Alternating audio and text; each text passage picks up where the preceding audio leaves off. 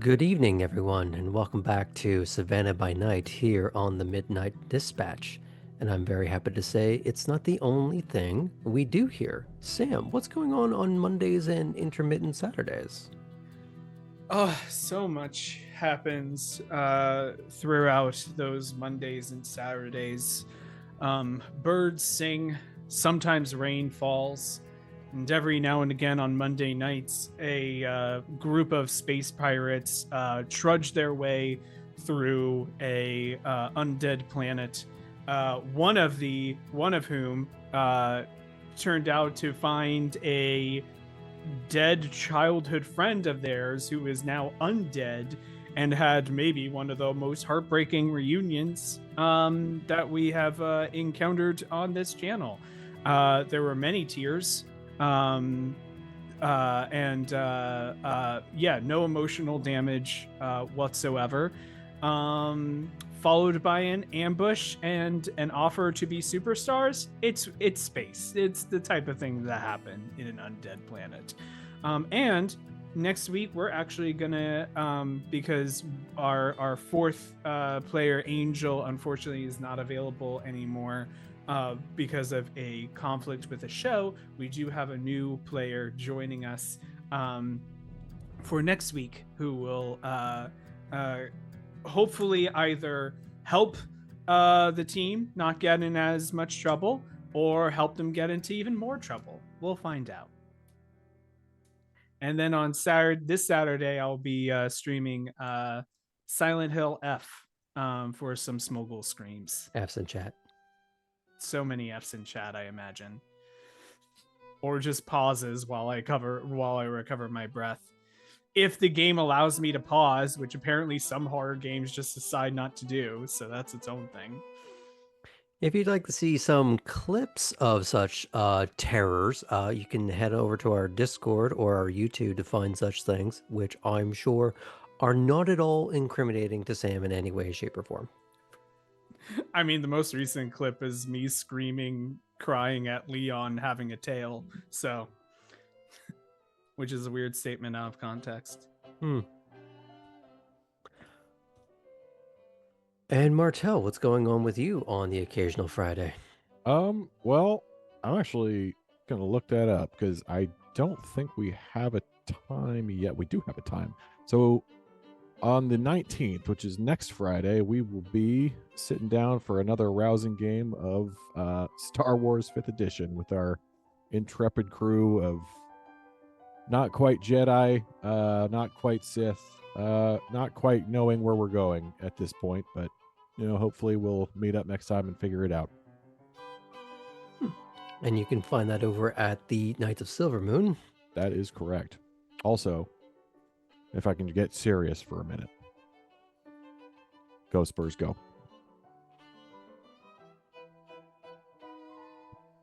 All right, well, this is a great stream, everyone. Thank you all for joining. I didn't realize you had such strong views on Spurs v Knicks. Apparently today in New York is Wear Orange and Blue Day in New York City. And I accidentally showed affiliation. Oof, that's a bad one. Well, if there's nothing else to discuss other than Sam's gang choices, let's tell a fucking vampire story.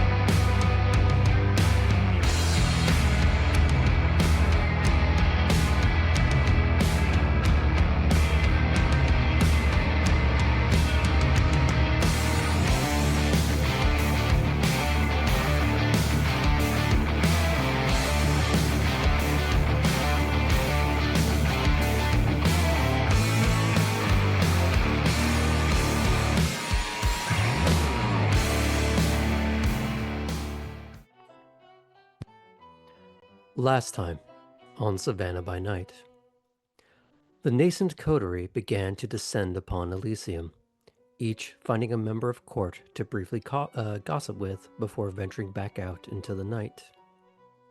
Artem approached Tessa Stratton, the whip of Clan Gangrel. Wow, it's going to be that kind of night, folks.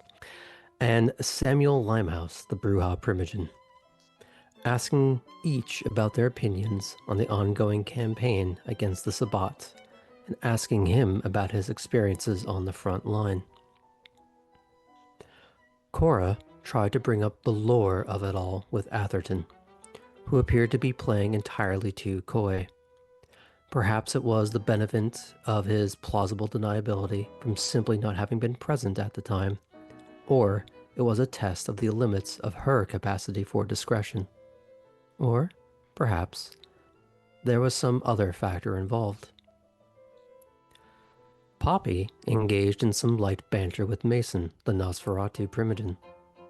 And while it was clear to the younger Toreador that he was providing her with a teachable moment, she was also caught off guard by the charm and simple sophistication of a much, much older man.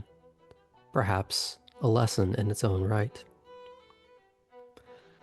Being the only one officially uninvolved in the altercation with Lore, Ellie approached the Toreador Primogen's childer that was Harlan.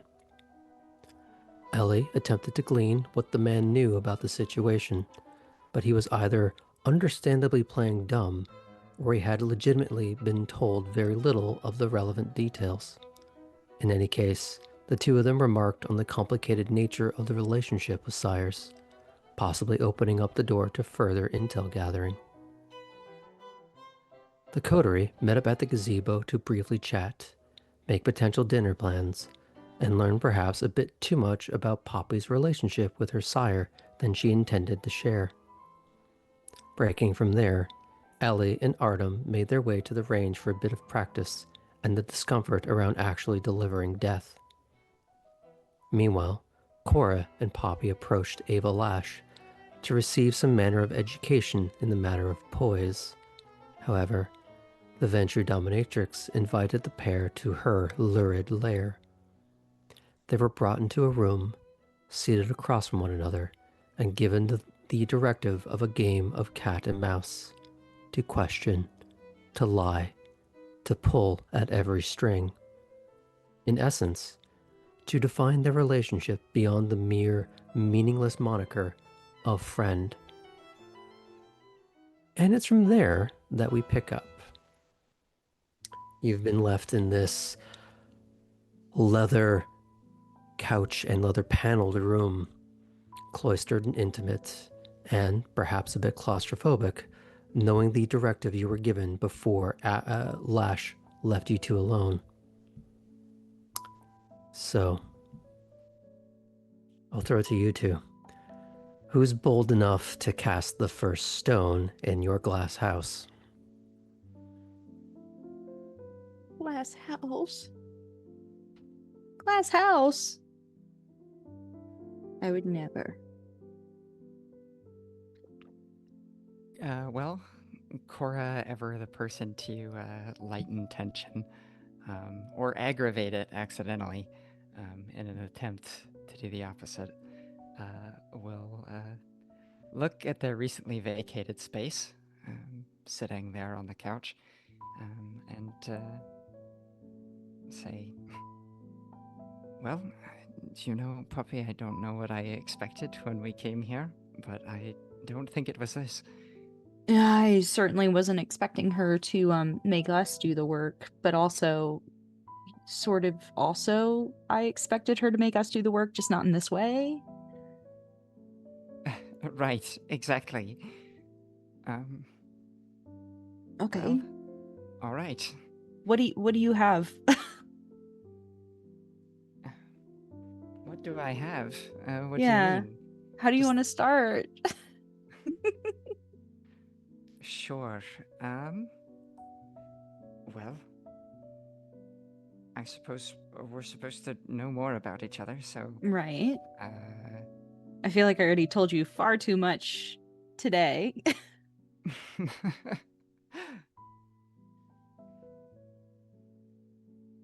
Well, in that case, why don't you ask me something first, and we'll go from there. Okay. In the interest of telling stories and getting to know each other better, have you ever taken the time to write something like a poem, a book, a short story, a prolonged diary entry epic, a blog? Do you blog? No blogs for me. No. Um, really, the biggest things that I would often write, it was always just for work, you know. A lot of letters to people that we would hope continue their business with us. So I suppose there's an element of creativity in that. Oh, there has to be. But that was it. It you know, um, sure, maybe I wrote a little bit else, but insignificant by Like in comparison. school, like essays and stuff. Sure, there are those always, but no, really, anything I wrote was a waste. A waste? No. It I don't was. think you could make anything that would be a waste. I appreciate that, but no, it's wasn't useful to what I was doing at the time. Totally. Totally. I mean, it's kind of like in school, you're reading all of these books all the time, and then after people graduate from college, they don't pick up a book for years and years. That's very true. It's funny enough. One of the most recent things that I've been reading was a meditation book, actually. Ooh. Post Cora kind of looks around again. She goes, "Oh, you know, 1 second. Do you think you could keep very quiet for a moment?" Hmm. Cora is going to try to use the hearing focus of her heightened senses to hear if she can hear any, like, high-pitched electronic whine of something in the room. She wants to know if there's any, like, cameras or something. Are they being actively surveilled currently? Or are we free to speak a little bit more openly about, like, if I was going to use masquerade breaching words, would I be able to in this space? Roll perception alertness. It would be an 8, but because of the heightened senses, it's a 6. Okay. Perception alertness. Oh. Well, I dropped that one, but I mean, technically it rolled, so I guess I gotta keep. Okay.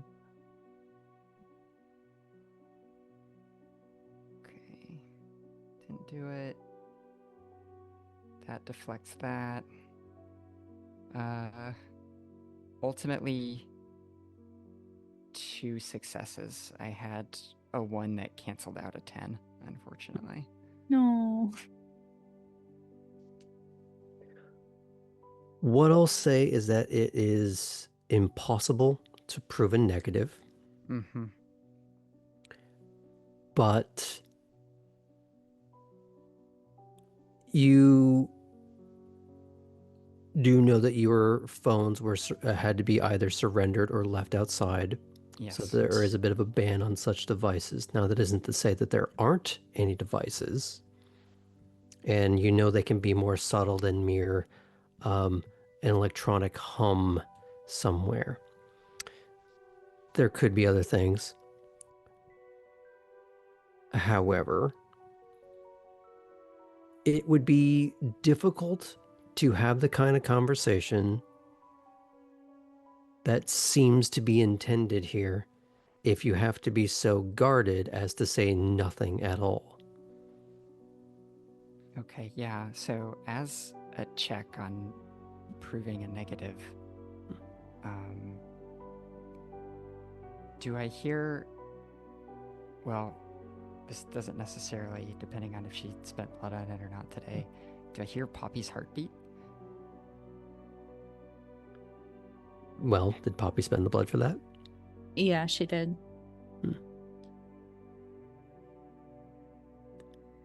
Well, then, my question for you is how steady is that heart rate? I think it may be slightly elevated, but nothing. She's not in a moment of tachycardia. It's maybe just a little elevated. Mason hasn't than walked in normal. the frame, so Yeah, it's exactly. even. So it's an even rate, but definitely like you can tell she's like putting on something. She's performing a little bit. So you'll get a sense of a heartbeat, maybe more than you normally would, but I'd say that's more the overriding sound that you attenuate to than to anything electronic in the room. Okay. All right. Thank you. I think we're safe. So my sire Essen, he got me that book to help after, post-embrace dealing with all of the changes. Right. So. What type of meditation is it? Oh,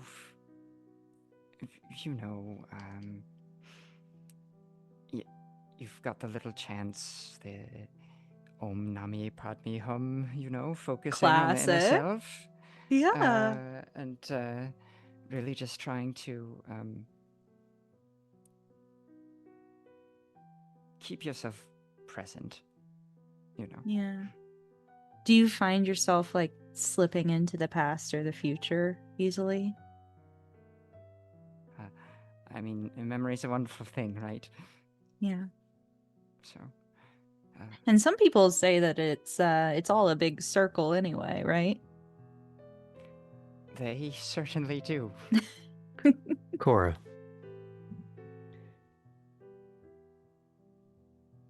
You're going to roll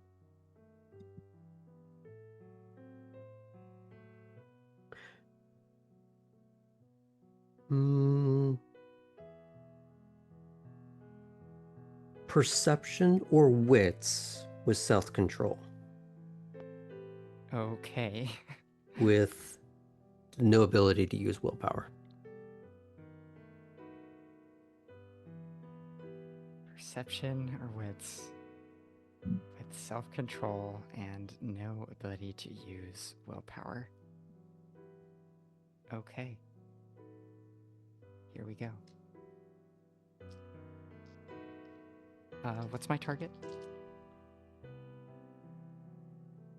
We'll say 6. Gotcha.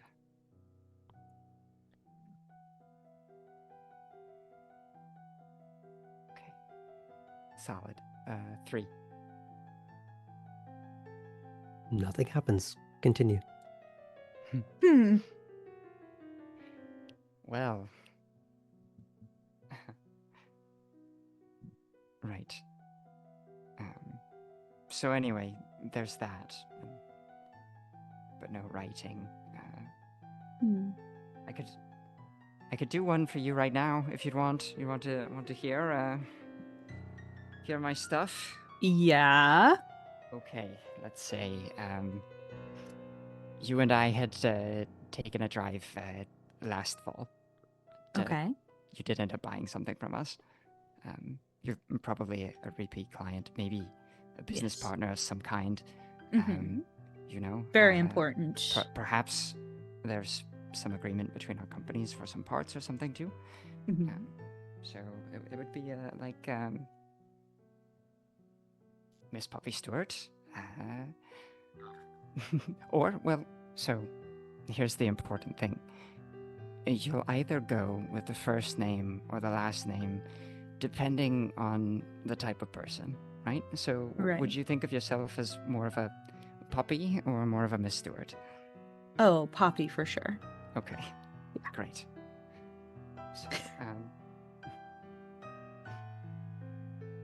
Poppy, wishing you a very happy birthday from all of us here at the team, especially myself. Heard recently about the big acquisition that you'd made. That's fantastic. I'm sure that your year is rounding out to be something very special. I hope that your son is enjoying the car and is second year university as much as we enjoyed driving it together at our special event down in Ravenna. So, let's see, a little extra touch.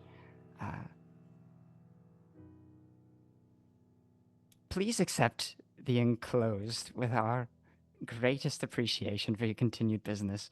And there's a little something for Amelia, too. We know she loves chocolate cherries. Don't ever hesitate to reach out, Cora. That's incredible. So, there you go. It's important to know a little bit about everyone, but not so much that they are uneasy. Right. Right. That's a good skill to have. I feel like you could employ that in our circles. Perhaps. It's like a Just little bit of ass kissing, but not too much. ultimately, after a time, they all more or less sound relatively similar. Yeah, but we're people. We like similar things. Sure. Yeah. That's funny.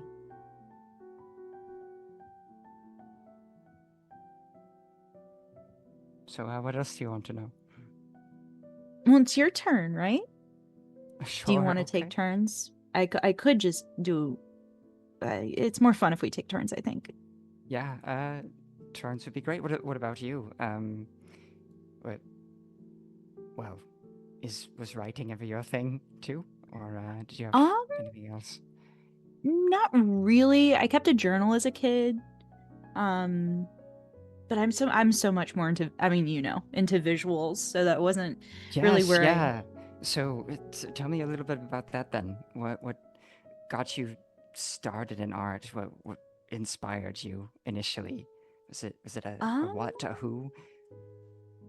well, I growing up, I was a pretty skilled ballet dancer. So Really? I was pretty good.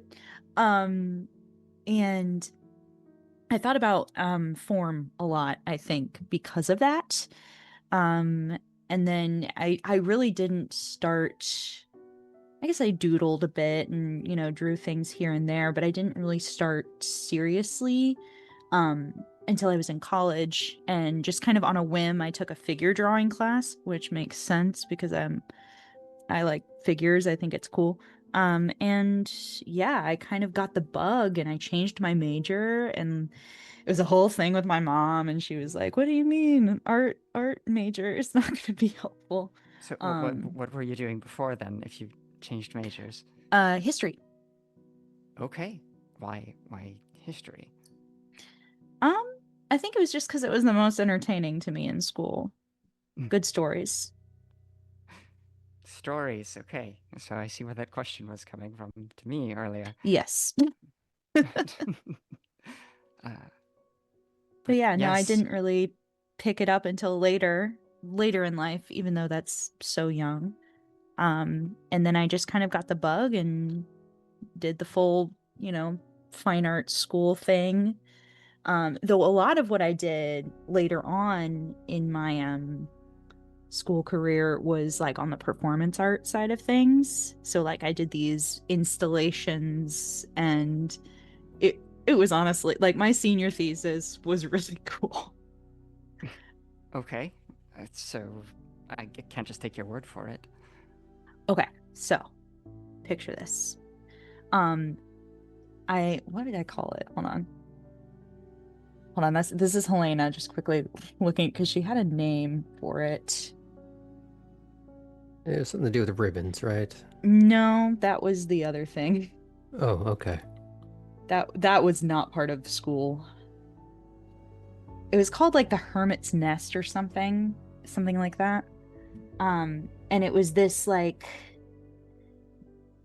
stick structure in the middle of this gallery that we had on campus, and I the piece took like a month to do because part of the piece was me setting it up naturally. So there's this like cool like filmed version of it which is sped up, and it's like it's interesting. And so I set up this stick structure, and then inside of the sticks embedded sharp shards of glass, just kind of jagged, sticking out at odd angles.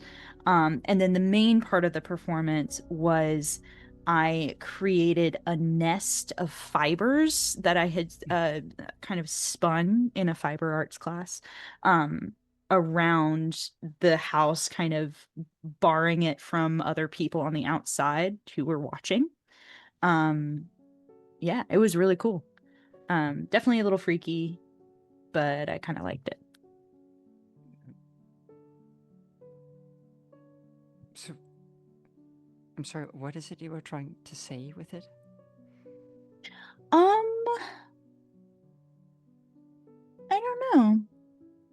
I think at the time it was for something about owning your own space, whether it was beautiful or not, or whether it was comfortable or not. Um, Do you feel like that's something that you had trouble with at the time?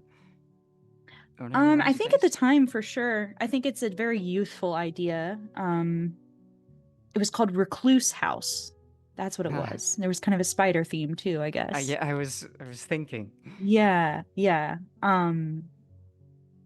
Yeah, it was an odd, yeah, it was an odd piece, but definitely a very like youthful idea for performance art. Um, yeah. But I'm Well, proud of it. I think it worked very nice. Um, yeah, I think the jagged elements would fit in well with the world we live in now, too. I agree. Uh, Well, it makes me think of your awesome makeup from the other night. oh, The strings yeah, and thank you stuff. for that. Yeah, that was such a cool look. You did mention once that you maybe wanted to work together on something. Was that Well, I something you have still an had in mind? yes, I have an idea. Also, fiber arts and actually involves sharp objects again. Don't know what that's about, but involves mirrors and a dress and this like I want to find some like really old nasty like rope from a shipyard or something, All and like right. hang the dress, but I also want to embroider the shards into the dress. I don't know. It's not a fully formed idea. No. I'm here for it. I think I'm it could be interested to cool. watch it unfold. Yeah. Yeah. Uh, but you do still draw. I mean, I saw Oh you yeah. do a figure of me at movie night, which was really wonderful. Yeah. I do love drawing. I think it's fun. That's actually something I'm excited to constantly be getting better at, if that makes sense. So, what makes you stick with it now? Either any type of art, just, I mean, in theory, we can do anything we like now. Yeah. Um, Um, I think pursuing beauty is a very worthy pursuit. I mean, not to be too on the nose with my family, but I think there's something. The thing is that pursuit is already immortal, so I think I'm just adding to the trek towards some sort of perfection, which I know doesn't exist. Even though I'd love it to, that'd be cool. But yeah, no, I think it's a worthy cause. Perfection, huh? Not perfection, but beauty. Which, weirdly, the most beautiful things in the world are the most imperfect sometimes. Yes. Thought bubble, Mason. So that's it's a beautiful thought, frankly. Yeah, I think it's... Yeah, I believe in that thoroughly. Yeah. Poppy, for a moment, I would say, cheekily, you may have brought up Mason, but you're also thinking, perhaps, of the first time you met Clarice. Yes. Do you remember the first thing you said to her? Because I do. What did I say to her? Have you ever been taken by just the sheer beauty of it all?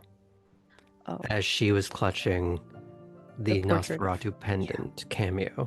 Mm-hmm. Yeah. Yeah.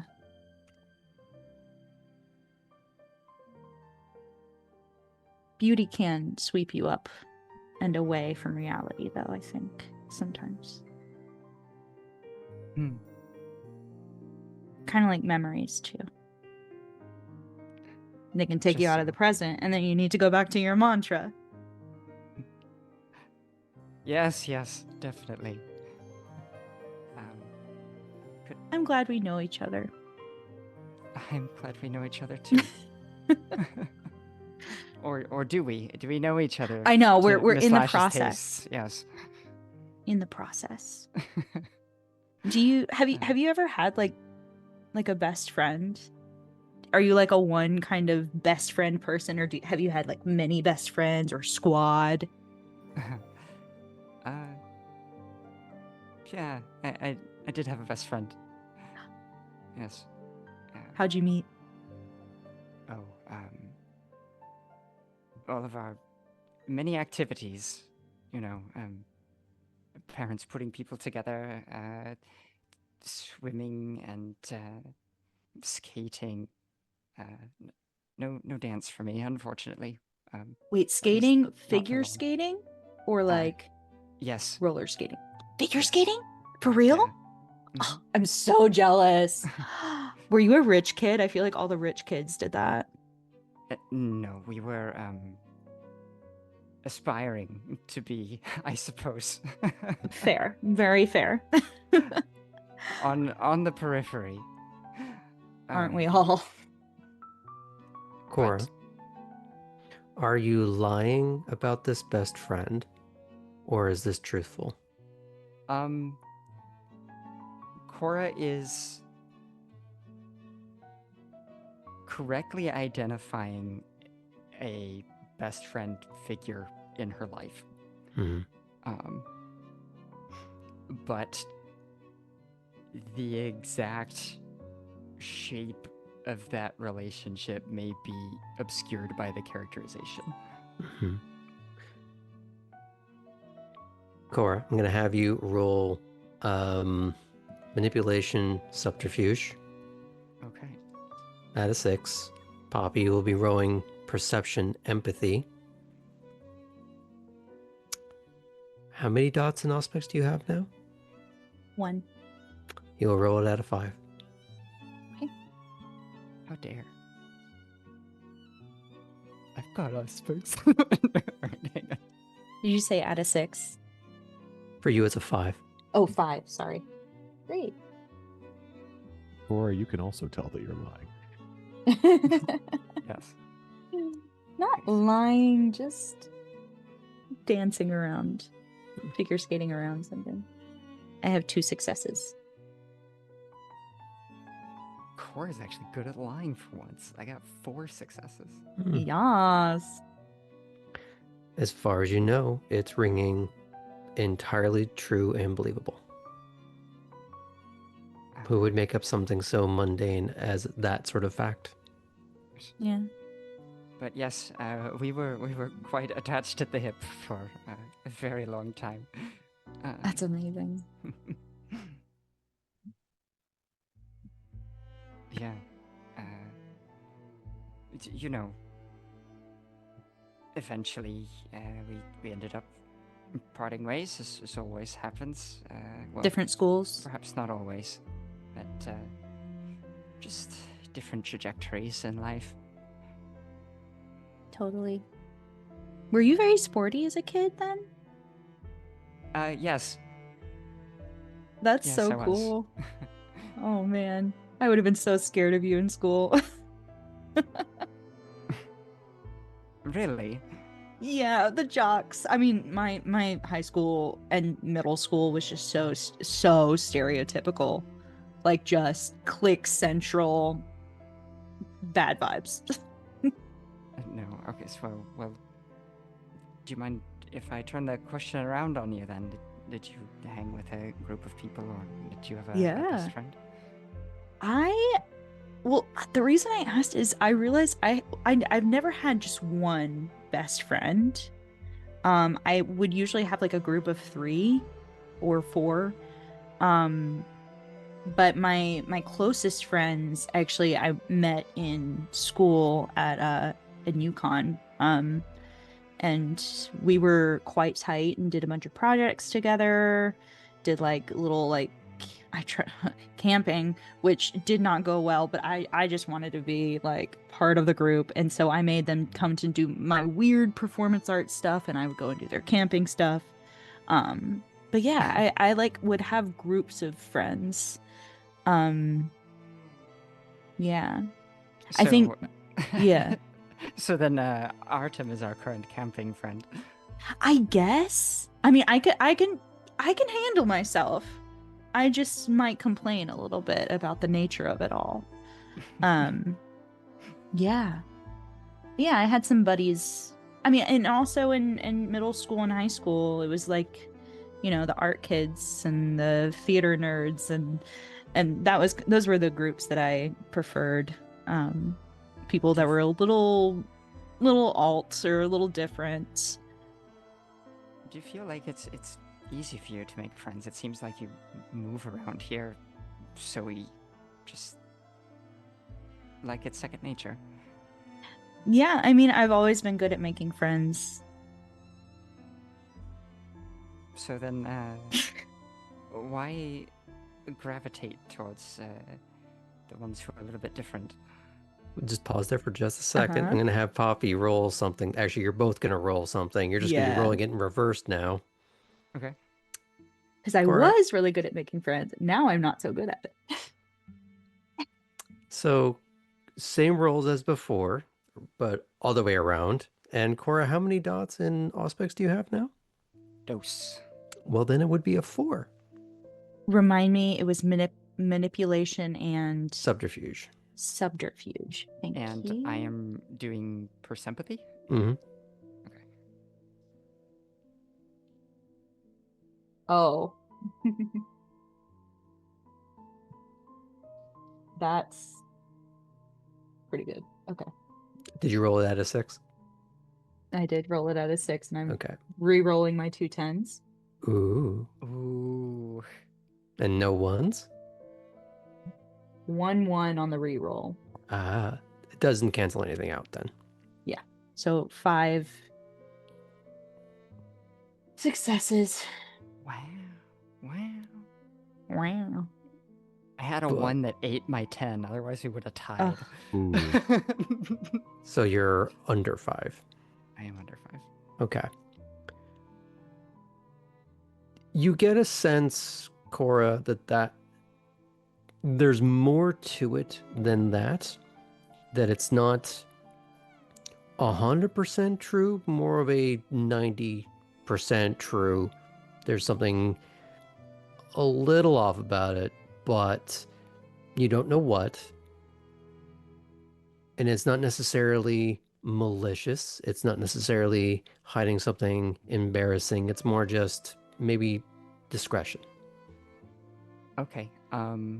So then I think Cora is going to think, all right, well, we're here to kind of push on each other, right? Like we're supposed to be learning. Mhm. I feel like I've maybe keyed into something, so Mhm. let's see what we can dig up. Now, keep in mind, Poppy did get more successes, so it's not like, oh, she's lying to me. It's more like there's something being held back. I don't know what or why, Okay. to what extent. Got you. Yeah. So just be careful as you mire into that one. Sure. Let's see how to appropriately navigate that then.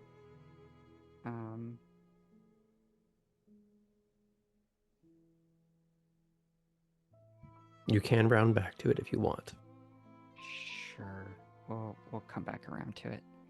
There are other things in your individual list of questions that you've shared with me that you could maybe round back to that or drill down on elsewhere. Sure. Perfect. All right. Thank you for not letting me treat the failure as a success on my part. So let's see. Speaking of questions that we have for one another, hang on, I've lost my way. Please stand by.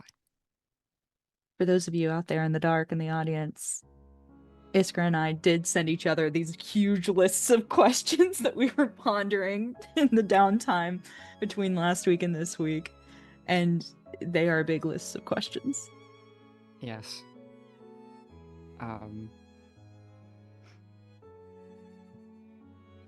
So then, what did you get up to between college and now? You mentioned you traveled a lot to me Yeah. before. Yeah. I did. I was lucky. Well, I mean, people always say lucky, but I traveled a lot for work, and you know, it wasn't always wonderful. Some things were honestly pretty awful. Everyone's always posting on their social media or whatever it is. Oh, my trip was fantastic. But social media is so fake. Right, precisely. Yeah. So, if we're supposed to be knowing each other a little more, why don't you tell me, what's the worst thing about a travel experience that you've had, or least favorite thing you've had to do while you were on the road? Poppy's mind is like, run for my life. I could think of two. Yeah. I think, well, there were occasions while I was traveling that I was also working, so there were some places that I would visit that I didn't really get a chance to like fully experience aside from like whatever venue I was at. What sort of work were you doing? Acquiring like clothes and like jewelry for stylists. Interesting. Okay. Mm-hmm. Like freelance or? Yeah, freelance. I mean, it was kind of post-college. I got connected with some people who knew my work. So it was a little bit of a kind of here and there travel where the work is thing. Uh-huh. And how do you even get involved in a world like that? I mean, annoyingly, it's like who you know, which is both great and also terrible. Yeah, I connected with someone, and they kind of gave me the venues and the opportunities to work. Yeah, Right. it wasn't the most glamorous, but we did get to stay in some very nice places, some really pretty hotels, which was great. Did you ever get to model any of these things yourself? I mean, Yeah, certainly seem like the type of person who could. I did just a little bit here and there. Some of it was truly just like I would beg them, be like, please, can I wear it? So yeah, occasionally I got to wear some really nice jewels. So naturally, now that I work for Nico, I'm living my best life. As you have said this, your mind will wander back to the recently arrived gift. But now that I'm not doing that and I'm working with Nico, way happier. You But, just in general. well, that's very good. Yeah. I did interrupt you telling a story, though. I'm sorry. I had asked a whole other question about, you know, being out and around, and No, it's okay. You're pretty well traveled yourself, right? yes, never to the United States until now, but yes, We could do a I've been road trip. places. That would be fantastic. There are logistical challenges for us now. Well, yes, but it's possible to just do some night traveling. Sure. Of course, having to introduce ourselves as every Camarilla place we go through seems That is a a little wild bit thing. cumbersome. Yeah, it adds a stop on every single trip for sure. Have you ever gotten to visit any other like particularly cool courts? No, no, I haven't. Savannah's been a very unique experience, I'll say that much. Yeah. Yeah. But no, all of my travel was pre-embrace. Got you. Yours wasn't. Mine though. is switched. Interesting. Okay. So, were you doing some of that acquisitions work then as already kindred? Yes. Yeah, it was a thing. That was like a bridged gap between my college days and my post-college days. Ah, so you went straight from college into this life. Yes, well, I briefly worked at a gallery, which was a very boring job, to be honest. I didn't really get to do anything. I was just a gallery girl, and gallery girls are mostly just there to entice older male art buyers. I Um, can sympathize. oh yeah, I bet. I mean, cars and art, and it's the old white men that, yeah. Anyway, it was a very boring job. Um, so I preferred the traveling element as soon as I could get out, which was great.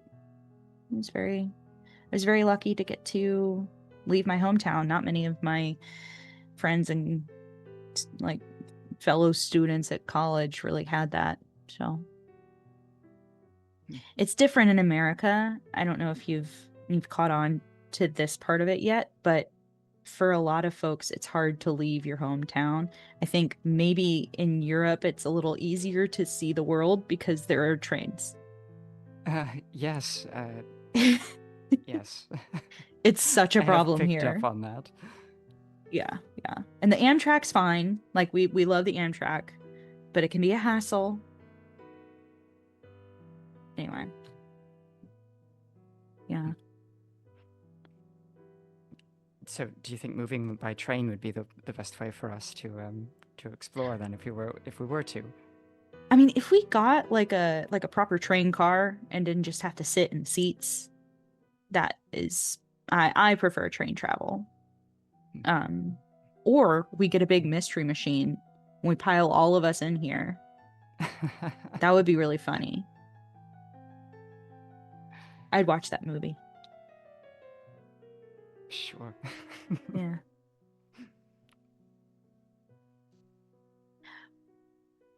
This is a weird kind of question. And it's kind of open-ended. But I want to see what you make of it. I feel like anybody that becomes what we are is already almost primed for it in some ways. And our personalities are just kind of, I don't know, expounded upon by our new ways of life. And like, not to go back to time being a circle, but there's something to the inevitability of what we've become. And weird question, but when did you realize you were like different than other people? Uh, different in what way? In any way. In any way. In any way. Like, when did you realize that you were singularly the odd one in comparison to others? Because I feel like we must all have an experience of that. Mm.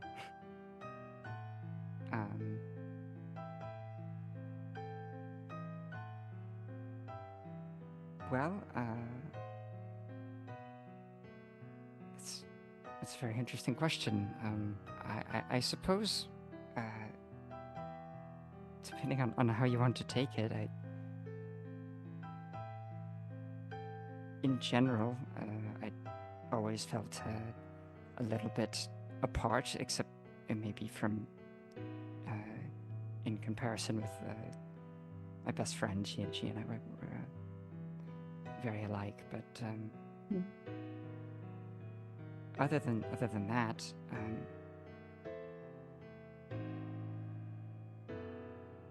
I think there came a point, and I can't put my finger on it exactly, but where you start to understand that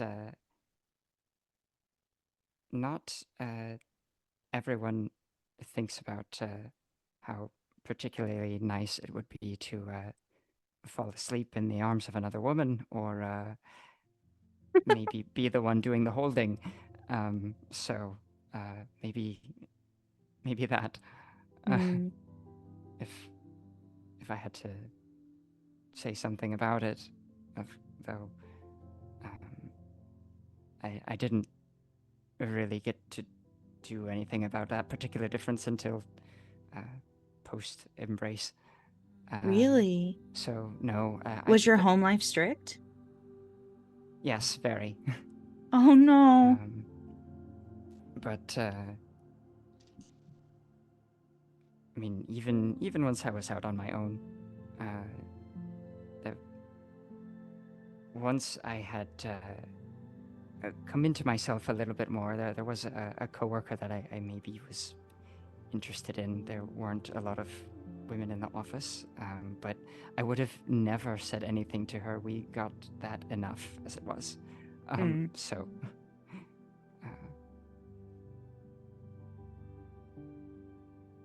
yes, is that yeah, meet I the spirit honestly, of your question? yeah, I just wanted to see what you would come up with, because I do think everybody does have an experience, at least one, even somebody as cool as our jockey friend Artem, of feeling different from a group. Sure. Yeah. Well, and like I said, the sort of field that I operated in was not particularly populated by us. So there was always that, a little bit of difference, of being apart, of feeling a heavy expectation. Yeah. So Or playing up the performative of whatever the client wanted to see. sure. What about for you?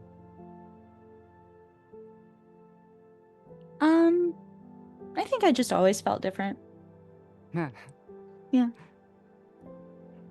It wasn't anything that kept me too far away from other people. I was always able, like I said, I found the alt kids and the theater kids, and I just brought them together into my little web. So you always felt pretty comfortable in your skin then? Oh yeah, yeah. That, I mean, luckily, I mean, having grown up in the 2010s and dealt with all of the crazy diet culture, which is back and terrifying, and I hate it. Mhm. I did kind of luck out with that, and luckily, my parents were very like supportive of kind of my endeavors. And but yeah, no, I think I always felt different in how I saw things. In I don't know, I feel my emotions in a very big way that I think a lot of people um aren't as obvious about. Yeah. Do you like that about yourself? Is that something you wish maybe Yeah. you could have changed? No, I don't think I would change that. Makes my art good. Yeah. Is Not to toot my own horn. is there anything that you would change if you could have? Hmm. That's a great question.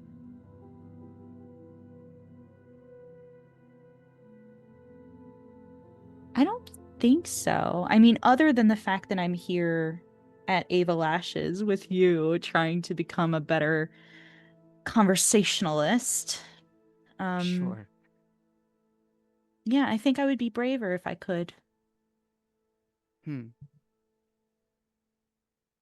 Would you change anything about yourself? Hmm. I think I have a similar wish. Yeah. Um, Meekness doesn't seem to be the way forward or upward, it certainly does not. which is so frustrating. Um, oh, starting to get a bit more personal. Is there anything you've ever just stopped? You've just given up? Hmm. It's hard to stop me from doing things. I think, well, you probably have a similar experience having to say goodbye without saying goodbye to people. Um, Uh, my father passed away when I was quite young, so not getting to say goodbye to him was it colored a lot of my younger years. And then I mean, my mom, I said goodbye in the only way I could, but knowing that that's someone who is so important to me that I will never see again is yeah, it's rough. uh, What about you? do you imagine she misses you then? Yeah, I think she does, probably a lot. Do you have any siblings? No, I was a lonely child.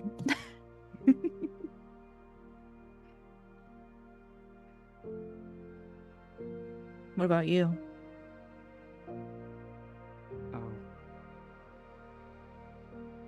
I imagine that my parents miss me in their way. Even though they were so strict. Yes. Did you have siblings? Uh, just me looking in the mirror.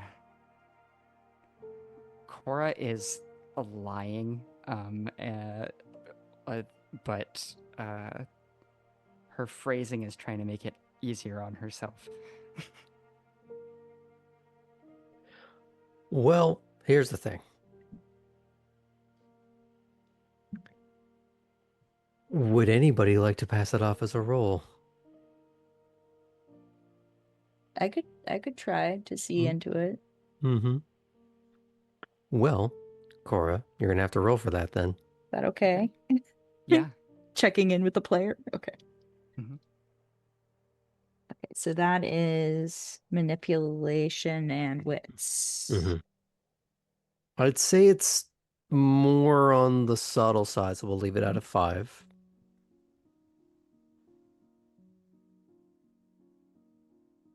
Okay, wait, so I'm rolling the You're manipulating? rolling manipulating because you were lying. Yes. And Oh, what was I rolling? I'm it's sorry. manipulation and Perception, subterfuge for me, I Oh, believe, thank right? you. Perception and empathy at a 5, and out of then 5. Okay, I was the rolling that. Okay. liar, the lying liar, will roll it Uh-huh. at a 6. Cora actually botched with a single 1 and no successes. I got 6. I have been waiting for this for so long. Oh,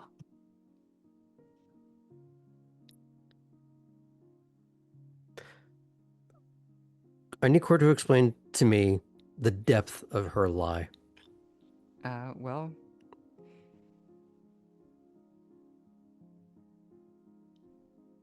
all of these questions about someone important to her from her past Mm-hmm. lead to this person. When Mm-hmm. Cora said it was just me looking in the mirror, Cora has a twin sister.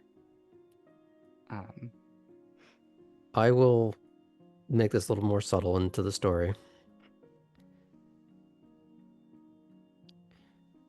There were shockingly few objects in Cora's apartment. It was all very utilitarian, cot, a few sheets, a coffee maker. These things do not make a home. This is usually symptomatic of something. The one personal object that you maybe saw a glance of was a picture frame. And it was weird because it looked like 2 photos of Cora were side by side. Maybe from different eras, hair slightly different, but it looked like her.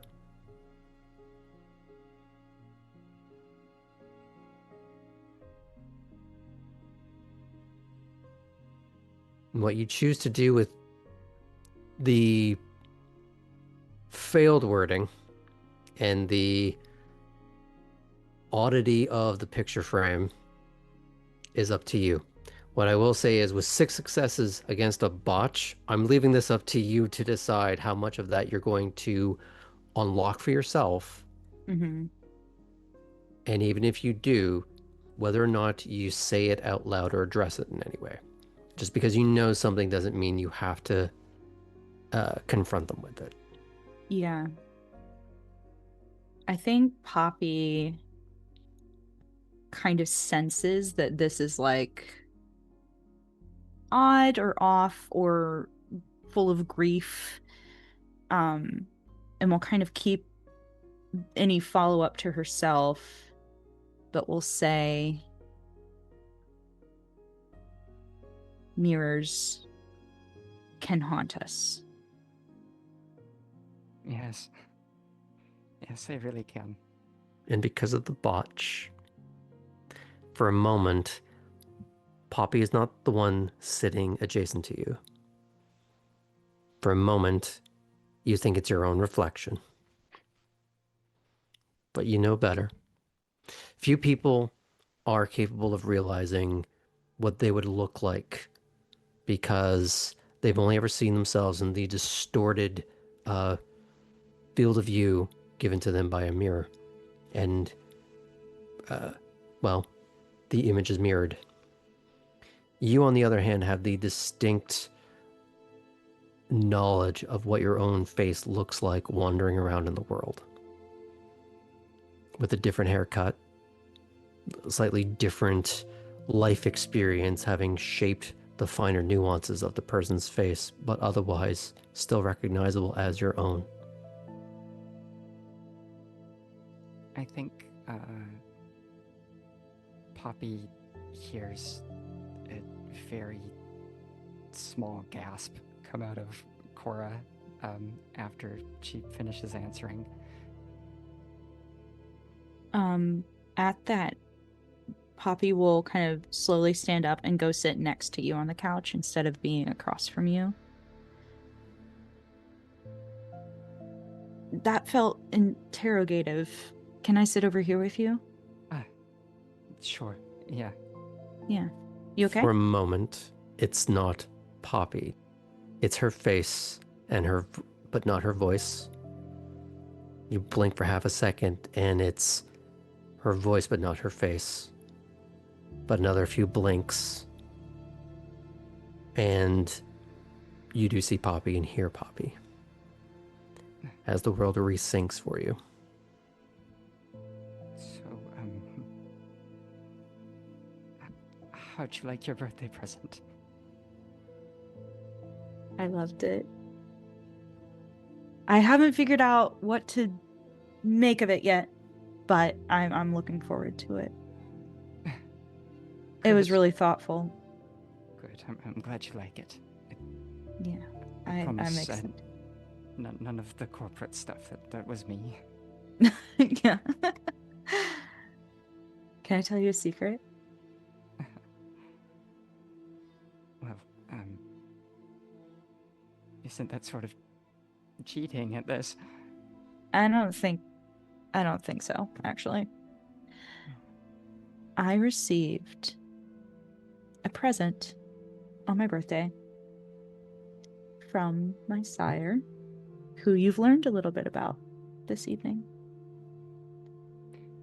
I haven't spoken to him since I came to Savannah.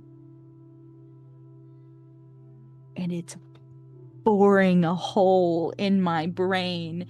And I've decided that I'm going to break said present and turn it into something else. I haven't figured it out yet.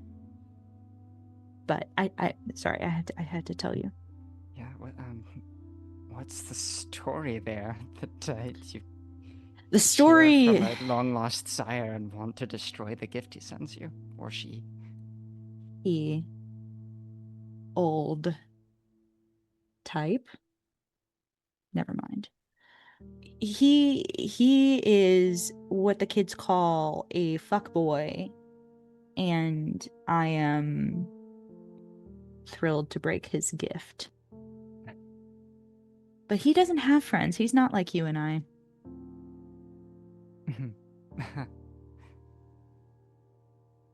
You know,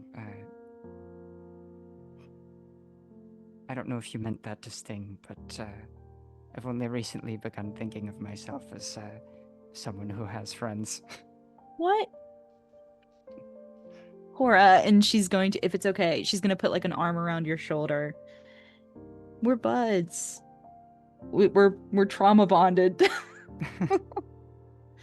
I hope you can see me as a buddy. I do. I do. Okay. Even though this is weird, this whole situation's bizarre. And she kind of will lean back against the couch, trying to like seem very at ease and in control of the space. So, And trying to make Cora feel more comfortable. Is this guy, is your sire like a stalker or something? Do we have to worry about him? I don't know. Honestly, at this point, he's a very sad little boy to me. Very sad little boy. But I will point him out if he randomly decides to show his ugly mug. His mug isn't ugly. He's just, his everything else is ugly. It must be kind of lonely, isn't it? To, you know, we just talked about losing family, and then the person who wakes you up into this other life is someone that you don't care for. It was really hard at first, but I mean, like with everything, having perspective and even physical distance from a person who's wronged you can, I don't know, give you a new lease on life. I don't feel, yeah. I mean, I'm all about found family as a thing. And I've found a greater companionship, to be honest, in Nico and Clarice and you and our little coterie, if we can say that. I'd love Yeah, to say that. What? I'd love to say that. Right? I feel like we are. I don't know. I don't know if we need like matching jackets or something. But yeah, no, I found a greater camaraderie amongst people that actually care. I mean, say what you want about our group and all of the cool people in it, but we care pretty hard. I think we do. Yes. Even Ellie. I agree. They try not to, though, maybe. They try so hard not to, but oh, they're gonna wake up to some lovely feelings one of these days, and we're gonna get a big ol', heart emoji from them. That's about as much love as I'm sure they could give us at this point. I think Cora had one other little potential pressure point, but at this point, after having had the botch experience, I think she's ready to just leave as having learned what we've learned, and not continue trying to dig into Poppy's history at this point. So,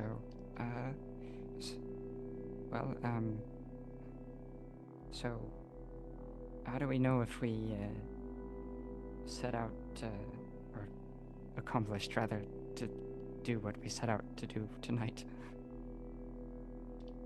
I don't know. I don't know if we're supposed to decide and exit, or sit here and look pretty until she comes in. Do you feel like this was useful? Maybe. I think having a lower pressure situation maybe to practice was good.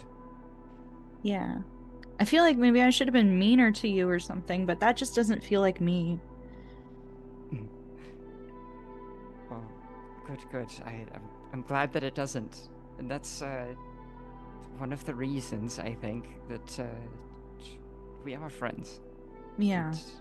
And, Miss Lash wanted us to define that, but maybe that's what it is. Maybe we're naive, but maybe we're still hanging on to something that the older kindred has crusted over in them, I mean, that's very true. Maybe Speaking we of can help wake that up a little bit. Yeah. Perspective and distance can be both good and bad. Sure. Yeah. Can I ask one last question? This one's like chill. What would you kill to learn how to do? A skill, a hobby, a talent? Like what is something that you would you sacrifice the most, kill a guy to learn how to do? Sure.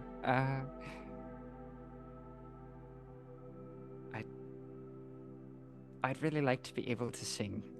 I've had so many extracurriculars, but that was never one. Not in between swimming and figure skating. You got to get on the ice or in the water. Very water elemental.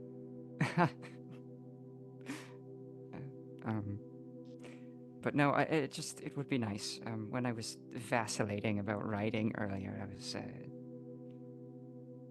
avoiding admitting that I've tried to write lyrics before, but that's so cool.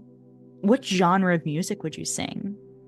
Oh my gosh, I haven't even got a clue.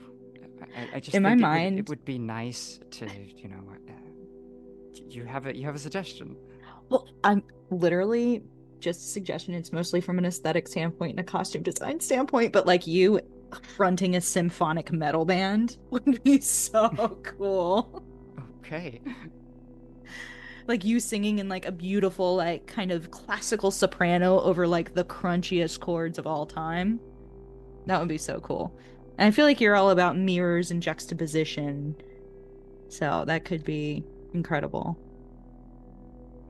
I think I would enjoy that. It would be nice to, well, yeah, it would be nice. Hey, you got time. Yes, if anything, that's what we have the most of these days. Provided we can keep it anyway, as long as we don't find ourselves on the wrong end of a stake or something. So true. Or, actually, is that a sore point for you? Oh, not anymore. I It feel healed like up. I keep just putting my foot in my mouth and making a bunch of accidental puns here. No, it's good. It's part of it. It is a really terrifying thing, I will say, to be staked. But it's one of those things that I'm like, I'm glad it happened to a certain extent because it provided like a weird kind of clarity and an understanding of how important like gratitude is, I guess. Not to go back to your meditative moment of being present, but um when you're staked, there's no other option but to be incredibly and terrifyingly present. Sure, so you don't, it's not like sleeping, you don't dream or anything while you're... No, I mean, it's like I don't know. I'm like trying to come up with some sort of metaphor for it. It's the pause button, but you're not actually paused. You can still kind of exist. I don't know. It's a really uncomfortable liminal space. Was it like this horror stories of hospitals where you're in a coma and everyone's talking about pulling the plug, but you can hear Maybe. everything? Oh God. Yeah, maybe like that. Not pleasant, but good to know how dangerous and scary it is. I'm sorry that you went through that. It's okay. It's gonna make my art better.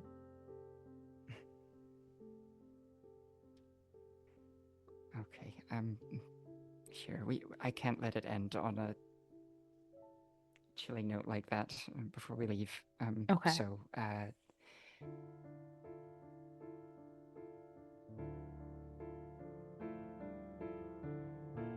Clarice and Nico tell you that all three of you are picking up and moving overseas. But you have to do it right now, and you can only take one thing with you from the house. That's it. Because they want a clean start, so take your one item and go. What do you pick? I pick my dad's disintegration record. It's the Cure. Not No beating way. the emo allegations. That's cool. Yeah. Sentimental for sure. What about you? What are you picking up? Well, I haven't got a lot anymore. Eh. But there's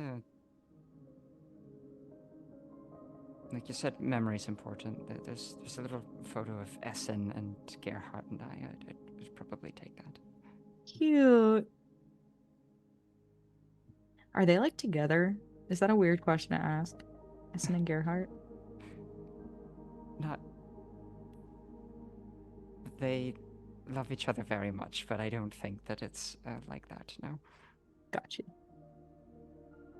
I just had this like idea of you growing up in like a terribly strict home and then having two like very loving gay dads that send you sweet things from overseas. I mean, honestly, that's what it feels like. But if they were intimate with each other in a more romantic way, it's not something that I ever got to see, really. Fair. But yeah, it was nice. It was a nice contrast, frankly, Hmm. from growing up to That's that sort of awesome. environment.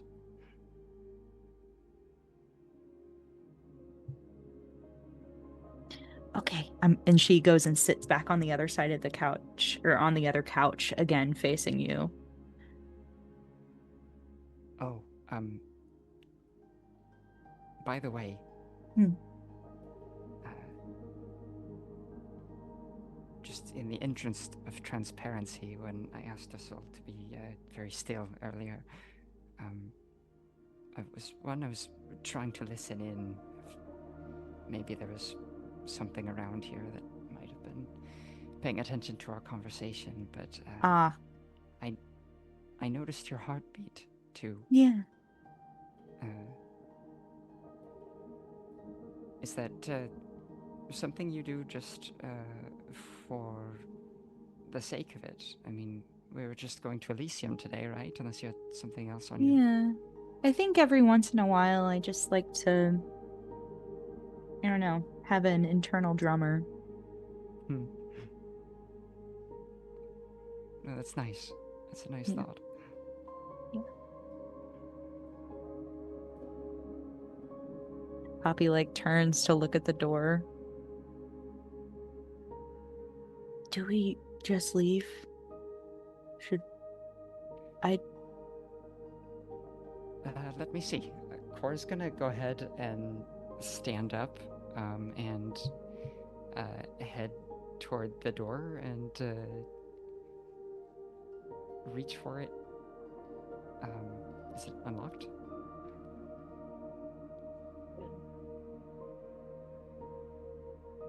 Yes. I think maybe just leave then, right? Perhaps.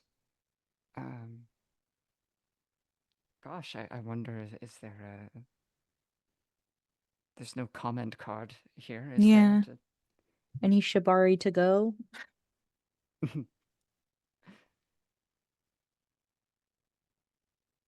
We can send thank you cards later, I guess. You know,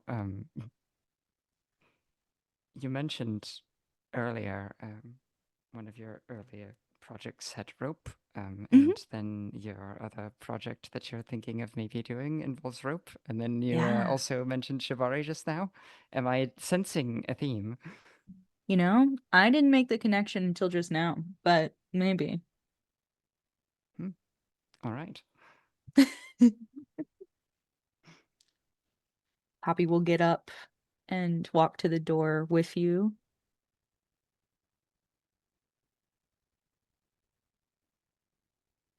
After you. All right. She steps out of the room. And enter the hallway, which brought you to this room. But as you start to wander back towards the main sort of lobby lounge, Ava is sitting with a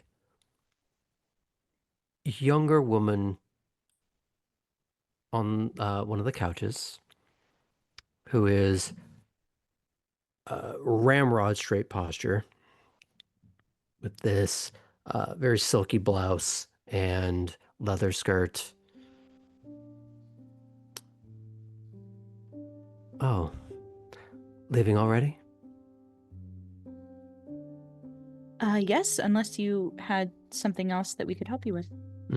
She's just very casually sort of playing with the hair on the back of this woman's head.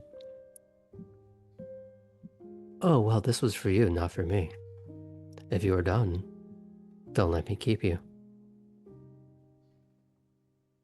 Thank you so much. This was Yes, very enlightening. we appreciate it. The use of the space and the guidance. So I have one question for you as you leave. And I expect an honest answer.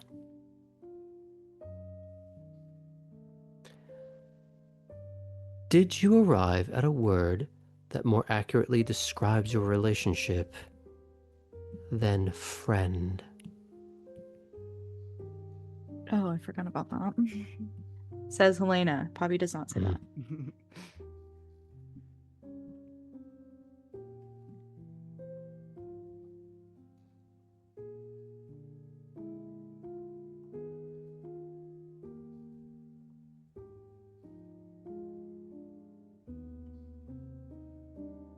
Whatever word you have to apply, you can say it in front of here.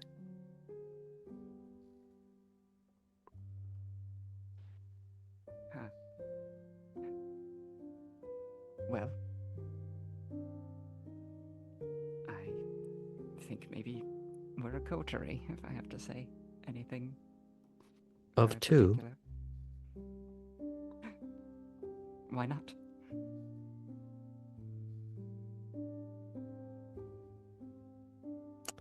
And how does Poppy react to that? Poppy kind of... I think she just kind of smirks at the answer. She was like trying to come up with something like super artistic in her head and is kind of like, yeah, I guess coterie. Yeah, okay, fine, that makes sense. She was like going through like, okay, a stitch, a pearl, because we were talking about ropes, and she was trying to come up with Oh my something god, that'd like, be so cool. but she will like smile and nod and agree.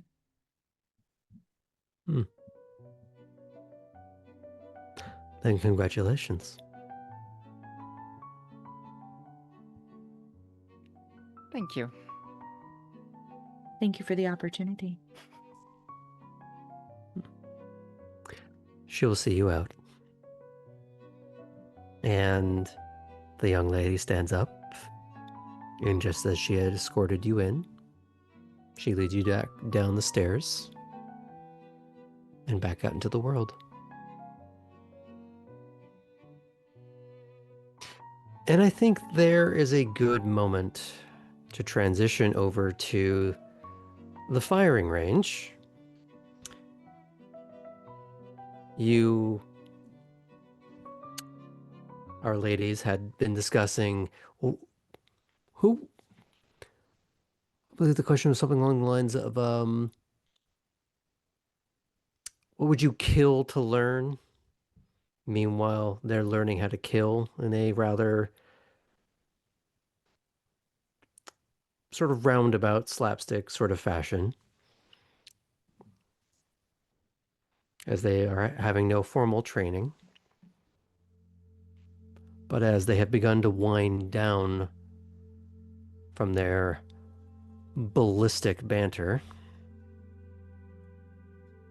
where do the two of you go? What are you doing?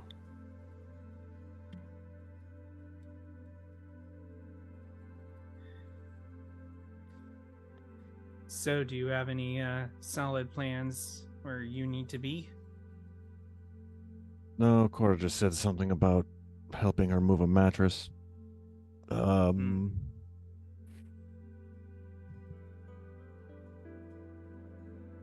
don't know. You want to go back to Wormslow, or do you have something in mind?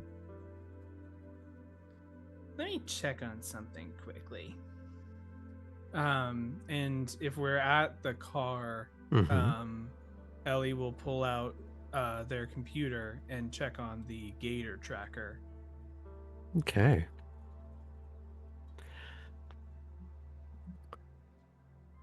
So there was a bit of a lapse for a couple of days as you were busy with being,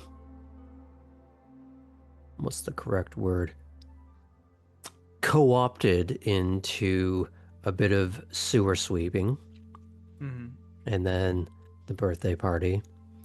You've had a rather full schedule lately. Haven't had as much time to check in on this. And there is a brief worry that when you boot it up, it will have stopped working or it will be perhaps somewhere entirely inaccessible. And there is that sort of meandering swirl of occasionally updated dots that you can infer a general path out in the marsh. It would be perfectly normal for it to be somewhere in the middle of the water, inaccessible unless you have a boat. But at the moment, if this is current and there is a bit of a lag time, this is on one of the islands. Perhaps it's been basking or some other activity. You know, they don't always stay submerged. And it's one of the ones you can drive to.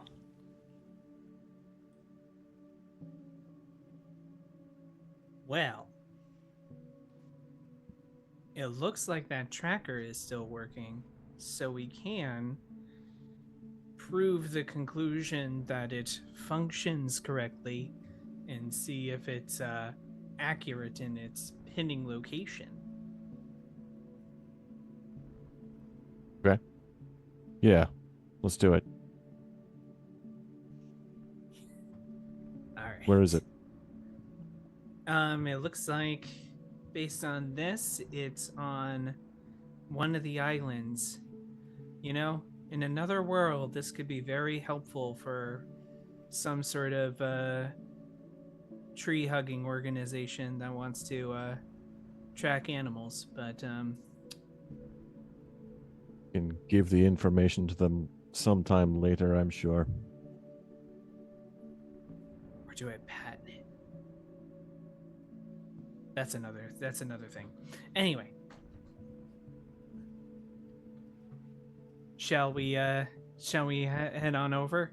Yeah, let's go. Do I know storyteller? Do I know that it's something where we need to pass by Elysium to get to it, or is it is it off the beaten track more than that? The thing is, with the road that takes you to Elysium kind of leads to kind of everything else. Right. It's rather central in that way, and that's partly why it was picked, you might imagine. Mm-hmm. So you could go back there. You could take, let's see, where are you right now? If you come back over the bridge and go east, say towards Tybee, you don't have to go to Elysium because some of the roads will interconnect across the many chains of smaller islands. So you could go all the way to Elysium if you wanted to, but you don't have to. It's more a case of pick your own adventure at this point. It could be a case of if you do want to just go as the pair of you, you can do that very easily. That might even be faster. If you wanted to gather the troops, I'm not sure if anyone else can hear the thunder right now. That's just my dog snoring. I see. It's like being in an IMAX remake of Jurassic Park right now, where I am. You could gather up the group, or you could just go out as the pair of you, since that worked out well enough last time. Okay. I'm having two thoughts about this. One is you and I can just go because basically we just need to make sure it's the right gator and it isn't that the tracker got pooped out somewhere and has just been floating in the marshes this entire time. Or this could be a test for, you know, our others of like, could we, if we were to find someone like this, if we were able to collectively be able to track and hunt something down. So, like, to see how quickly we can get them to respond at short notice. Well, that or we'll let more of like, you know, did okay with being able to avoid too large of a fight the night before, but what if we were to have an actual creature that was fully attacking us? Hmm. How would we handle it?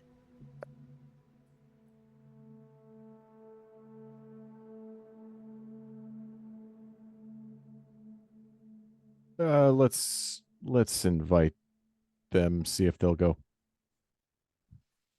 Um, Ellie will go to the group chat and uh, say, Artem and I are going on a gator rodeo. Who wants in?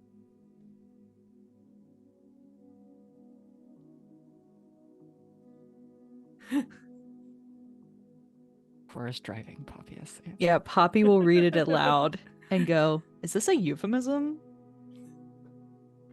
Artem will text no.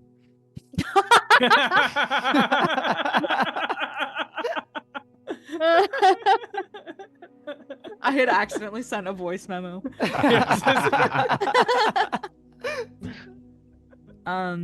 Today we just learned that Poppy is that annoying person on public transit who is constantly doing speakerphone and memos. always and forever. Cora is going to look incredulously at her sister, I mean Poppy.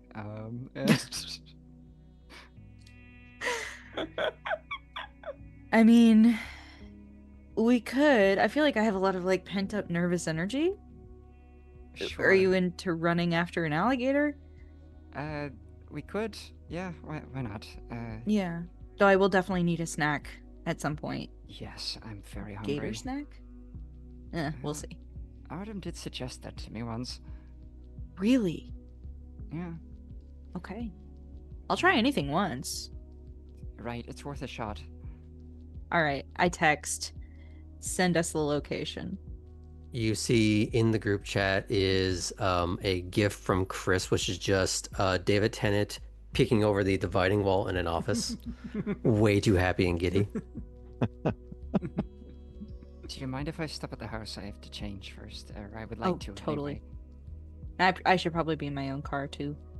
I can tell people that we'll pick them. We can pick them up for the wrangling at the house.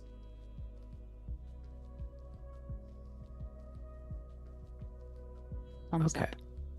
So I think on that moment, we'll go ahead and take our break and reconvene somewhere in the woods, which I'm sure, given prior experiences, nothing terrible could possibly befall this newly minted coterie.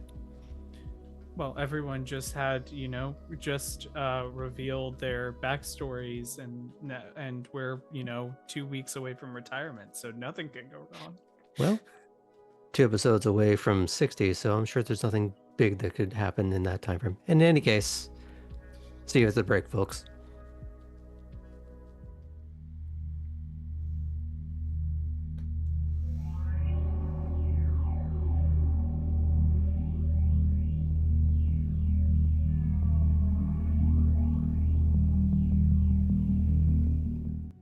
Welcome back, everyone, to our second half of Savannah by Night here on the Midnight Dispatch. As... how do I put this? As the personal back and forth between our disparate coterie has settled down into something a little more peaceable, they've decided that they would go on a gator hunt due to a previous excursion out in the marshes as a long-term plan to solve a different problem that we can come back to at a different time. However, Artem, Ellie, as you were driving back to Elysium, are there any finer points of conversation you want to have while you still have some semblance of privacy?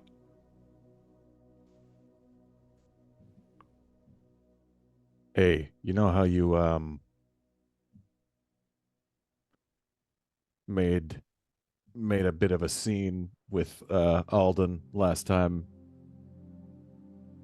all the people were there in Elysium?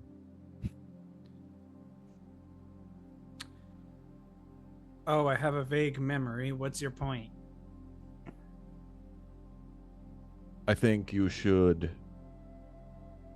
find time to have a private conversation with him and tell him that you volunteered yourself to go out in the sewers. This isn't a setup to get me murdered by Alden, is it? I don't think I'd have to work that hard.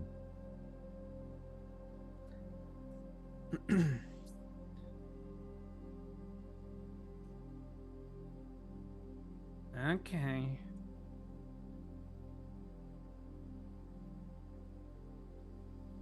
I'm not your dad. Do what you want, but I think that's the kind of thing he'd respond to.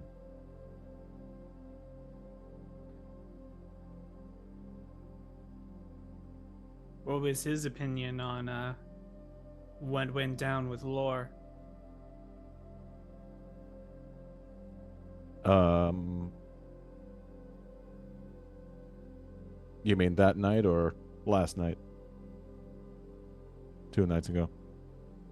Well, I think most of us mentioned that we were gonna tell him, tell necessary folks Yeah. Oh, what happened. he thought it was funny.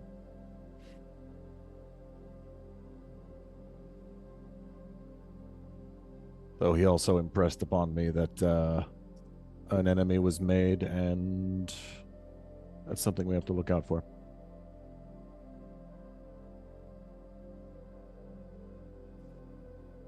An enemy of Lore for him included. He was just talking about me.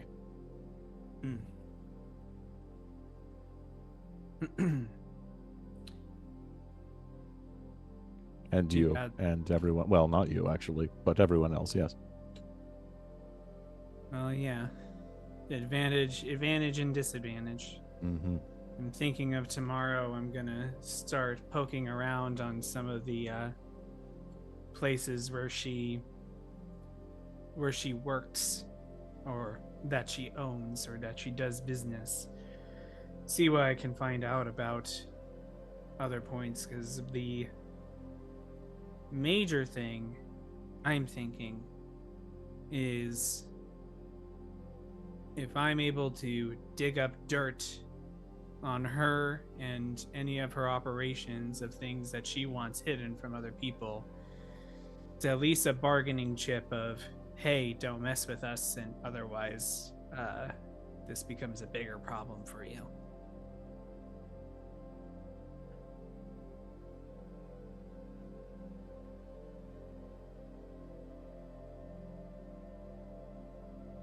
The way to go about it. Be good to know.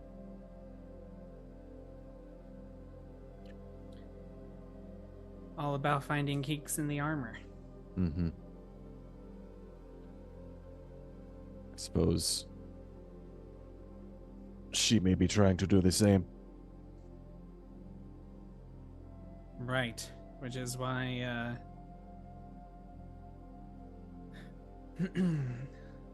I know we talk about being careful about the Sabbat around, but also keep in mind that there's someone who will probably look at any opportunity to take advantage of the chaos. Mm-hmm. If I were in her position, I would probably take the opportunity to make something look like a Sabbat attack. Yeah, that would be really easy. Well, Well, it wouldn't be easy for you. You would kill the Sabbat immediately, but But I just know that I would just agree be with you. unbelievable. I really don't think we've seen real Sabbat. I think there's plenty for all of us to worry about, me included. What do you mean you haven't seen real Sabbat? I mean, we've seen the product of the real Sabbat. We've seen creatures created out of people who were stolen from their homes or from wherever, turned into vampires and then just let loose. But someone did that. Someone made that. And I don't think we've seen any of those people yet. How close do you think we are to finding that out? I have no idea.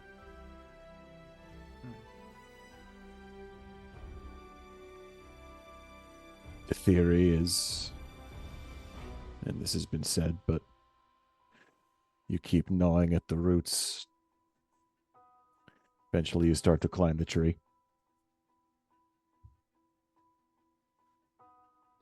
But Problem is, at what point has the tree grown too large as a to deal with? right.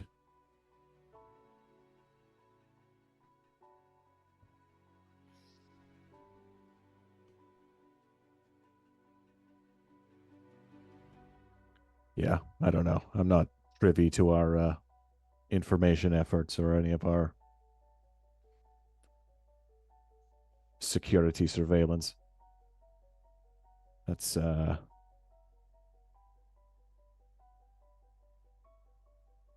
question for a different kindred. I just work here.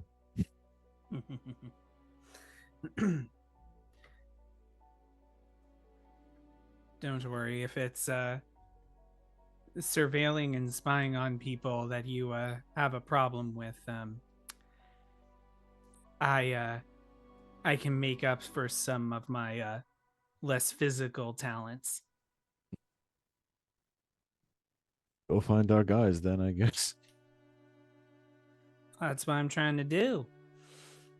I think maybe by that point we're getting to Elysium. Hmm.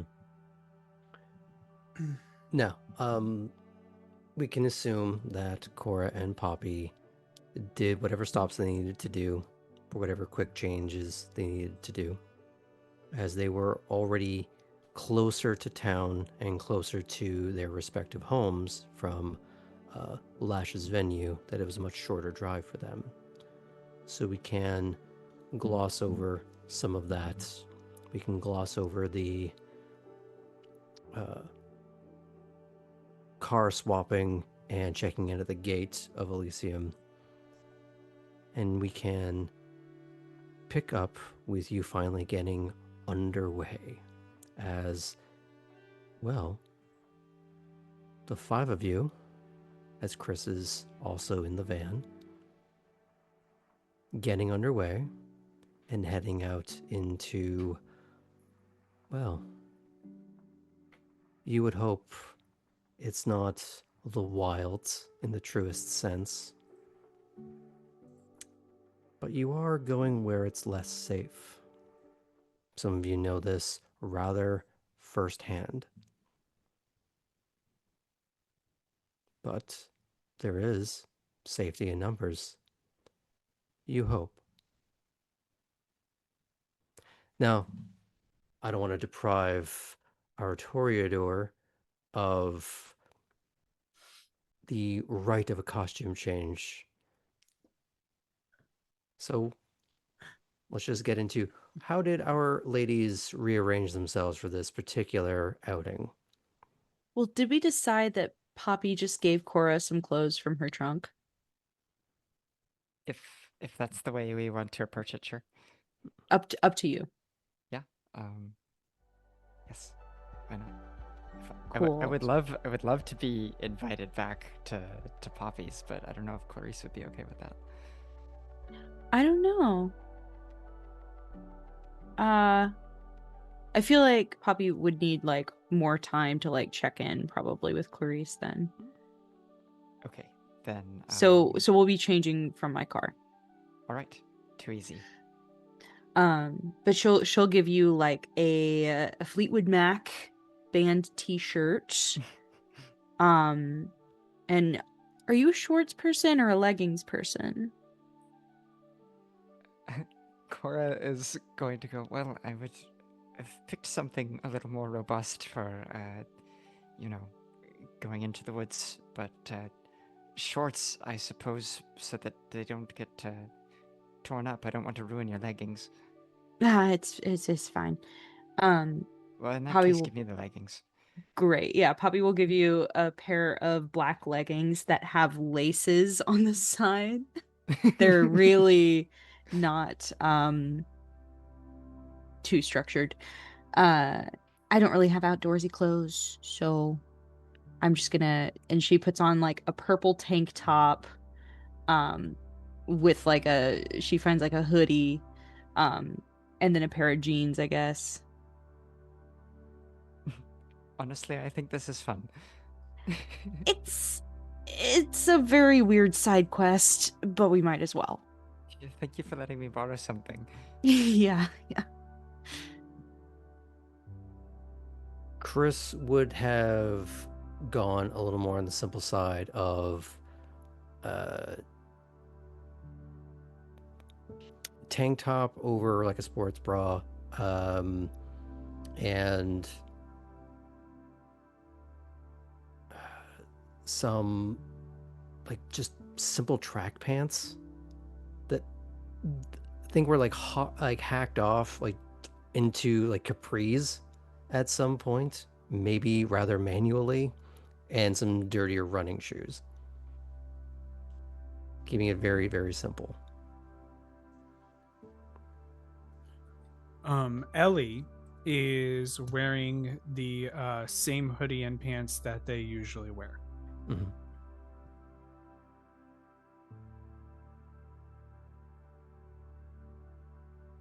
Blue the shirt, pants, shoes. None of the body glitter that Nico gave you? Unless it's still there for some reason. It is. Glitter never It is really goes away. 100% Yeah. there. The glitter In takes a fact, while. Your stealth rolls have -1 forever. Damn it. Ah. So, Is a negative one anyways, dice, -1 success. we'll find it when we get there. In any case, you have been underway for a while now. As you are heading out into the reaches, that sort of spidering crossing of small roads and almost spiderways that connect the islands. And for a moment, it might occur to you, some maybe more than others, how tenuous these connections are. That with every storm, how many of these are destroyed or simply inaccessible? How many of the islands that you drive through that are relatively affluent lose contact? Now, maybe the fact that they all seem to have docks and boats, that they're not entirely cut off, but communication, power, transportation all become concerns. And the further you head out into the fringes of the county, you wonder how well your cell phones will handle themselves. And perhaps it's a good thing you are together rather than going as a pair and hoping you can get a signal out.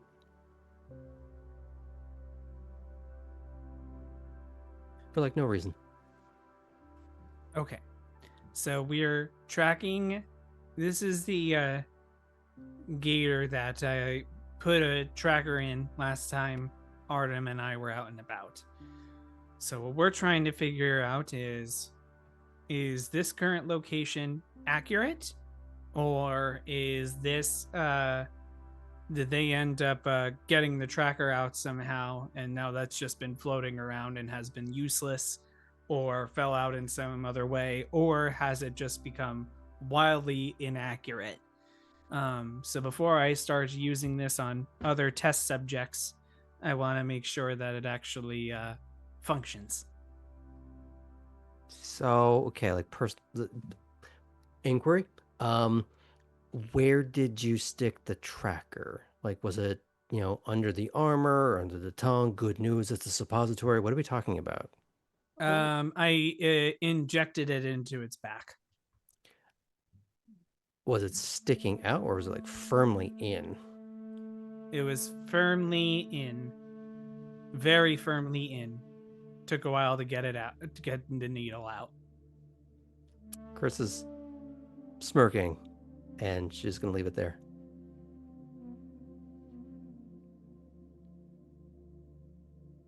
When we find this tracker, are we just leaving it in there, or are we removing it? Extraction is probably going to be a little bit difficult, Yeah. I but this mean, is Necessarily. do you not want to just leave it there for more long-term testing? Yeah. yeah. Well, it probably makes sense to leave it there, but also this is probably a good opportunity, for in case any of us are together. And let's say we encounter, I don't know, some sort of creature that wants to kill us. None of us have ever experienced that before, right? How well could we all do in subduing said creature if it was all of us together? So we can see if maybe we could Fight an subdue something that alligator? we've been tracking and maybe hunting it down.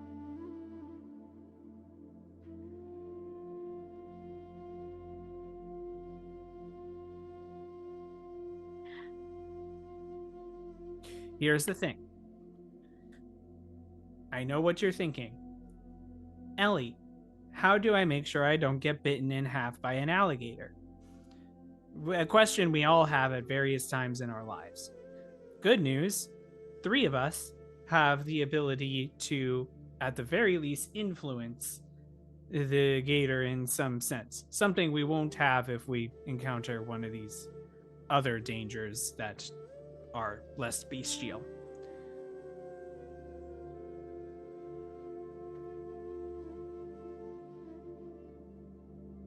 If we kill this gator, could we at least treat it as a meal or something? I would feel weird just like fighting a gator for no reason other than Oh like no, we're so science. gonna eat it if we're fighting it. Yeah, We're there's a definitely lot of eating blood in it. there. 100%. Do they taste good I as like a 'em. Okay. I imagine they're better than rats. Oh. It's a glowing review. Well, Okay. I mean, you've never tasted a rat, so like, for all you know. Yes, thankfully I haven't, and I hope it remains that way for the foreseeable future.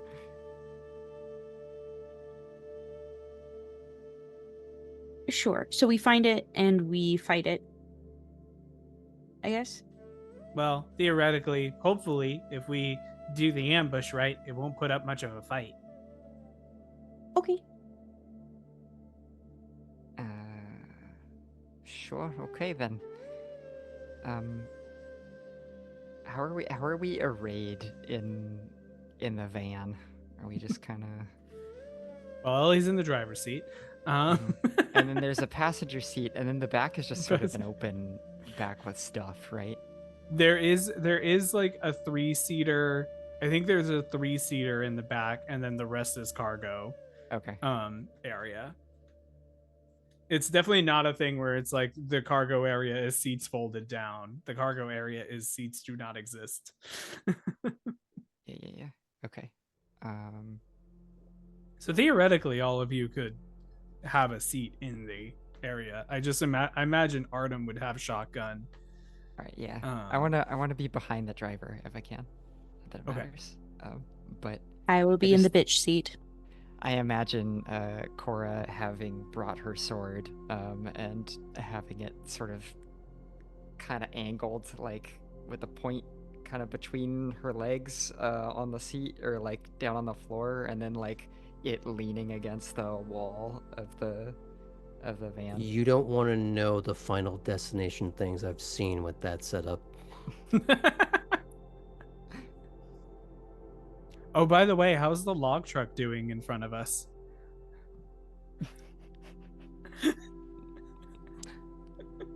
Thank you, Sam. And it's a bumpy road. It's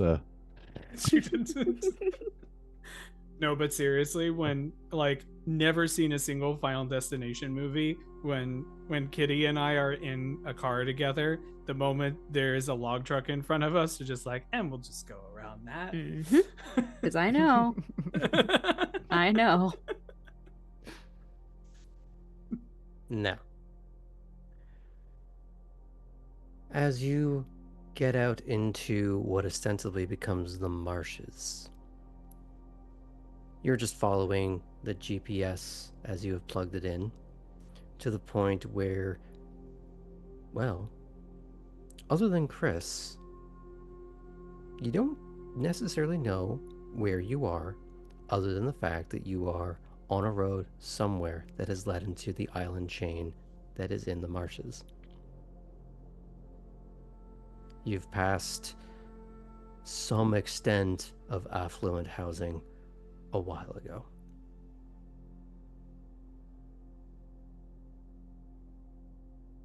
It's almost a world unto itself in this marshy archipelago. And it might occur to some of you, if you were to scream from where you are right now, would anyone hear? Maybe more importantly, would they care? I love it out here. Why? It's quiet. I guess. But it's not entirely. There's a lot of life out there. Cora's gonna be kind of spacing out a little bit. Just tuning in again to the sounds. All part of the magic.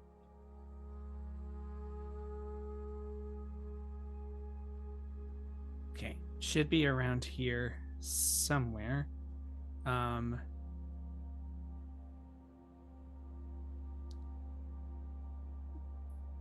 And Ellie looks at like kind of everyone around and like kind of like measuring each person and goes,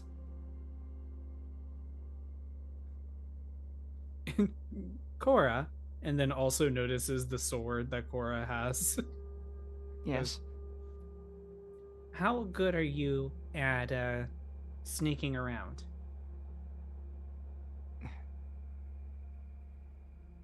I can't say that's a specialty of mine. But I could give it a shot. Well, this is probably the time to test it out. What do you have in mind exactly? Well, what worked well last time was Artem set himself up as a little bit of the bait, and I was hidden away to ambush them from the side or behind. So I'm thinking with two that are pretty good at being able to hold their own, they could also do that same role, and then you, me, and Poppy could be hidden away and ambush it from the side.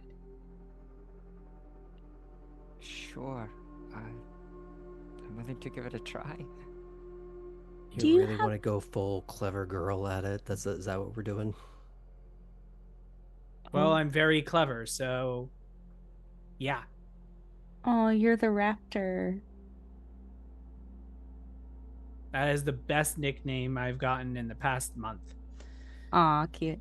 Do you have like a weapon that I could use? Artem will hand Poppy his gun. Oh, I don't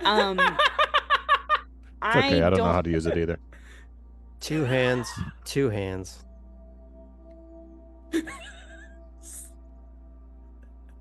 I don't know if this is Oh, a we're all good gonna idea die. for me. Um, well, we've got,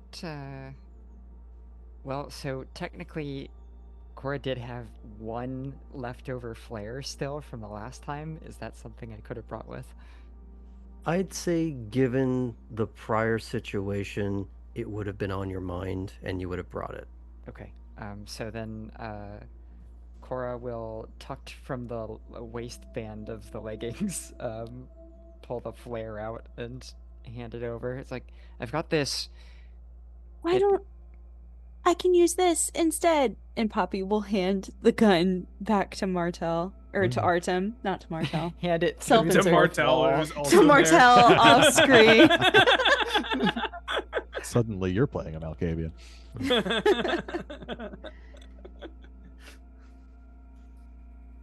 You might I- notice that Artem leaves the gun in the car. Great. I could also like climb a tree and jump down. I'm able to do that if we wanted to do that.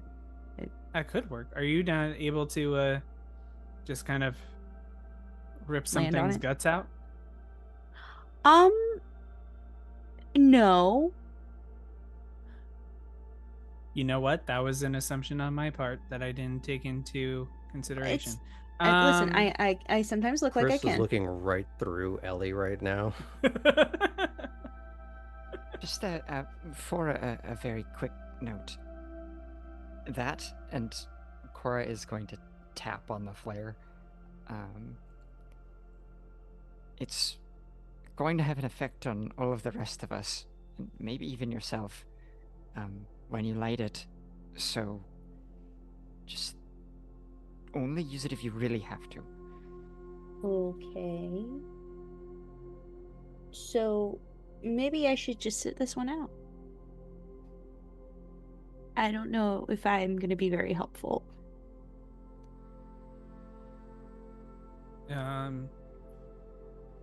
Sure. I mean, you can still partake in the meal after if you want. Well, okay, I'll have the flare, but I'll try not to use it, I guess. I can also maybe be bait. I'm fast. Yeah, okay. Come up front with me.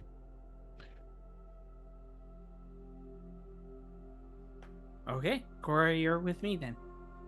All right, let's do it. Oh, I guess I'm just on my own. Is that what we're doing? Do you wanna I go literally first? said there are You two have a of you who choice. can hold your. There are two of you who could hold your own. So the two Oh, of I you. just wanted to hear you say it out loud again. You know what? Only 4 of us are needed for this. Okay, I'll sit in the van. I was going to sit in the van. Is This is the so tracker weird. showing anything? Are we even in the right place? Oh, it's on the other side of the city, actually. I'm going No, to it's throw here. up. Okay. Okay, good. How far away? He's right behind me, Yes, isn't he? he's right. the gator's head rises behind me. van pretty starts close, shaking. actually. It's standing there with its gator arms folded, just waiting for us to quit like poking at It's each other. stomping, it's tapping its little clawed foot.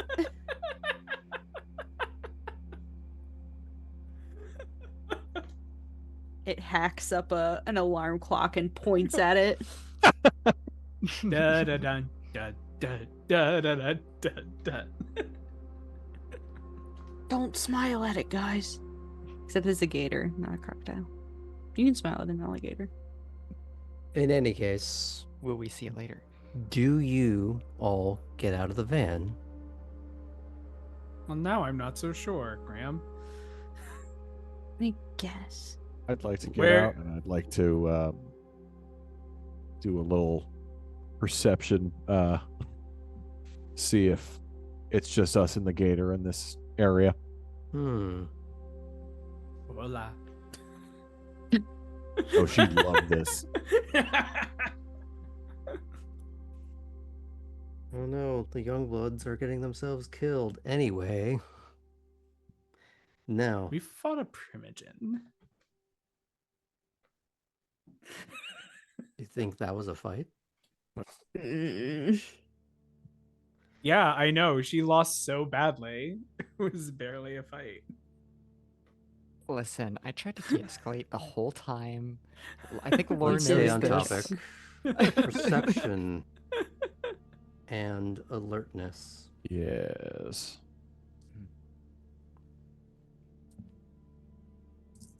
From all of us. From our team. Nope, just Ardo. He's the Because only one he, doing yeah, this. he left. At a 6. We're gonna go with a 5. Okay. Partly You- because Chris is helping you. Nice. Well, we got 4. 4 successes. Mm-hmm. I'd say of all people here, you are more familiar with that subtle scent of what a gator is. That strange scent of gaminess, raw meat, and like waterlogged, Mm-hmm. and that undeniable scent of something reptilian.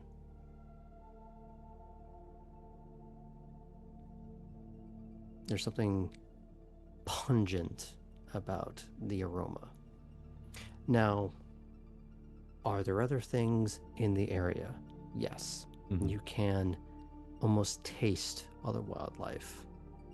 Birds, vermin. If there's anything larger, hard to say. It is masked, or at least overpowered, by the scent of gator and the water line that you are getting closer to. Mm-hmm. You will still have to roam through some semblance of woodland to get to where you're going. Mm-hmm. But you do seem to corroborate the technology. Yeah. And when I'm like looking from the car, does it seem like Artem's going in the direction that the sensor indicates? As far as you can tell. He's at least facing that direction. Yeah, I don't believe he's moved. I think he just Yeah. got out of the van and started just orienting himself in a Yeah, direction. Yeah, and he'll look back and he'll just kind of think it's safe, except for the gator. Let's go. Looks like we found our target. Oppie like jumps out of the car and is like right next to Artem. Mm-hmm. Ellie is going to have the gun holstered, but otherwise is going to kind of go like if Artem and Poppy are going in a straight line, Ellie is kind of going to go a little bit around to the left of like doing the roundabout route to just not if the gator sees Artem, won't immediately see Ellie as well.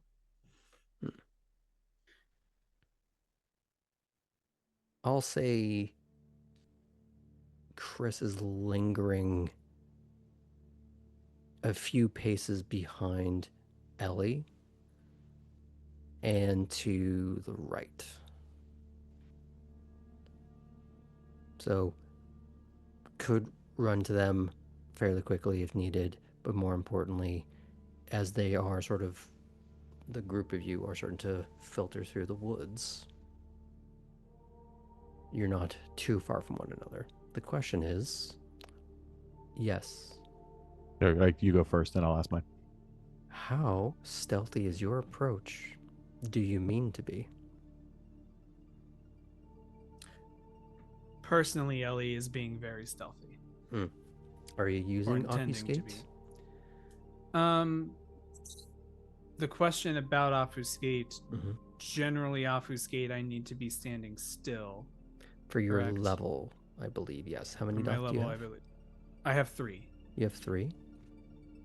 Um, I basically have mask of faces, the ability to just blend in, and I don't know if there's a 2.1. there would have to be. Unseen presence.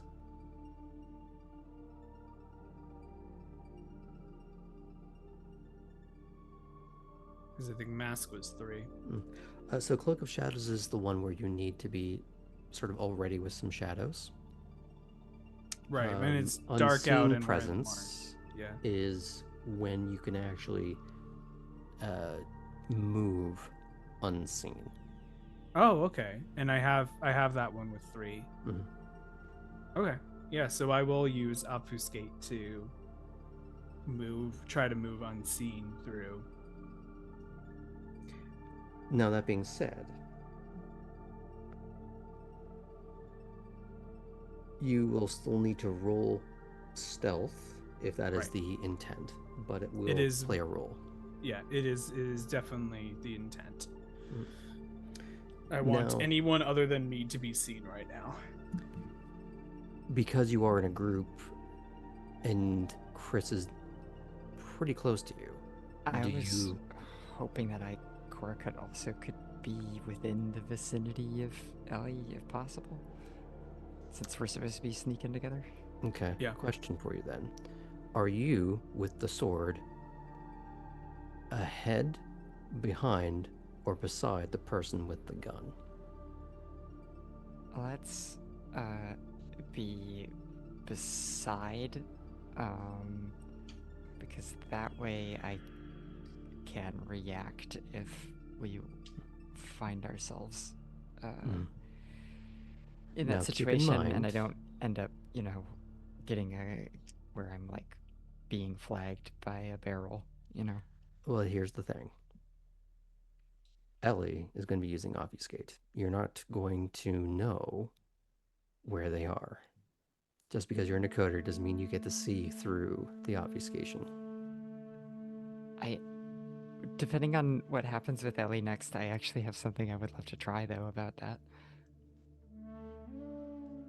Why don't you tell me what it is so I can adjudicate? So, if Ellie obfuscates, there's probably gonna be a surprised explicative from Cora eventually, but ultimately, I end up Ellie asking you if you're present still, and then trying to use aura perception to see if maybe I can detect a misty outline of an Ellie. That's not what aura perception does. Here's what I'll tell you though. Is first, order of operations is Ellie can't just disappear in front of you. Okay. Ellie would have to find shadows, become sort of visibly intangible anyways, and then skulk off. Sure. However, I am assuming this is conveyed to the group in some way that you are going to be doing this. It's not just... Yes, I will say so. Yeah.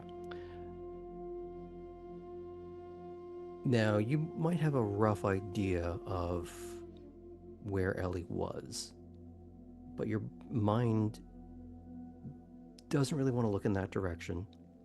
It doesn't seem to acknowledge if and when Ellie was ever even really there. Oh. you trying to pierce that particular veil with seeing the intangible soul, spark, aura, whatever you want to call it, that makes up what you are. There has to be something. It's not just emptiness giving way to locomotion. There has to be something that's substantial somewhere. Sure, there's a great word for this that I can't think of right now. Mm-hmm. But whatever it is, you're not going to find it through aura perception. But you are using the right discipline. Neat. There is a function of... Actually, I was just on that page and then I left it because I'm a fool. There is a function of aspects called seeing the unseen. Ooh. I really wish I could find it, because that would matter. Well, that's ironic. Uh,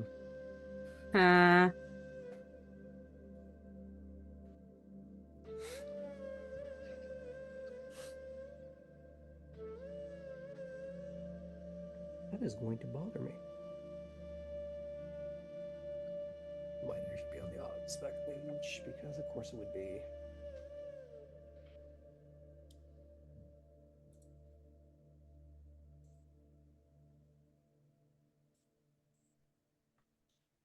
It's because actually there's no way to ever see a Nosferatu once they obfuscate. And so there's no point in even trying. When a vampire tries to use her heightened perceptions to notice a kindred hidden with obfuscate. Now, the rules as written say that if your Auspex rating is higher than the obfuscate, then you have to succeed. However, I like to have a little bit of the fun of an opposed roll. It will be a disadvantage because I believe your Auspex is lower than the intended. So, it'll be perception awareness. And the difficulty is 8. And Ellie has to roll nothing. That's super challenging. Mm-hmm. ooh.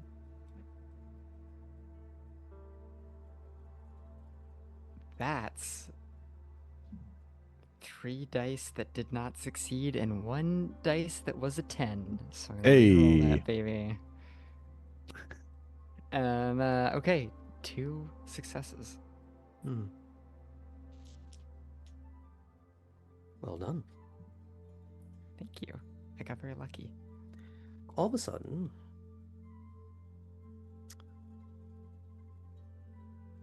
you start looking in the direction that your eye refused to look at a moment ago.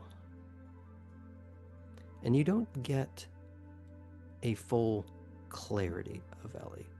It's almost as if there is a opacity filter that has been applied. It's like trying to see your finger in front of your nose. Close one eye, it appears one way. Close it the other, it appears a different. It doesn't seem to line up. There's some sort of enforced parallax keeping you from truly focusing, but you are aware of an Ellie-like shape in the darkness. I feel like there's some like eye strain involved with kind of looking at Ellie.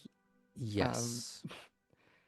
So it's like You are aware that they are present. You are aware of where they are, but it's not comfortable to look in that direction.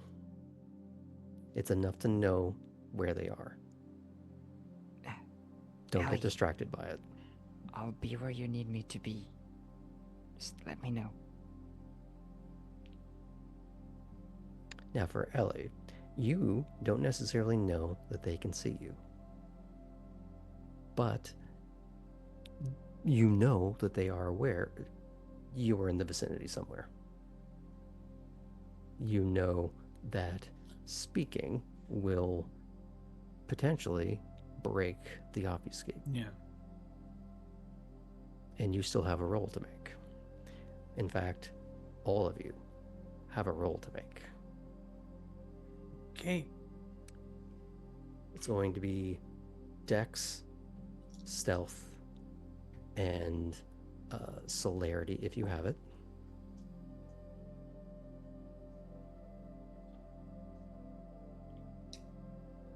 Dex, stealth, and celery. Celery. Do What is Good for the you. It will be. Ooh. It's going to be a 7 because for most of you this is unfamiliar terrain. For Artem, this will be a 6 because you have gotten comfortable in this. For Ellie, you will be rolling at a 5 because of your obfuscate. Okay. To not botch this, I'm gonna use a willpower. You almost made it through a full night without using willpower. That would You had to have. throw it away at the end like a coward. Would I have gotten like 30 experience points if I You'll never could know. have gotten? This could have been a defining Coulda, moment woulda, for coulda. Ellie's progress as a person. I'm but gonna threw it tell away. you that was the smartest idea though, because I rolled 3 successes and 2 ones. oh my gosh. Oh, So my total was 2 successes.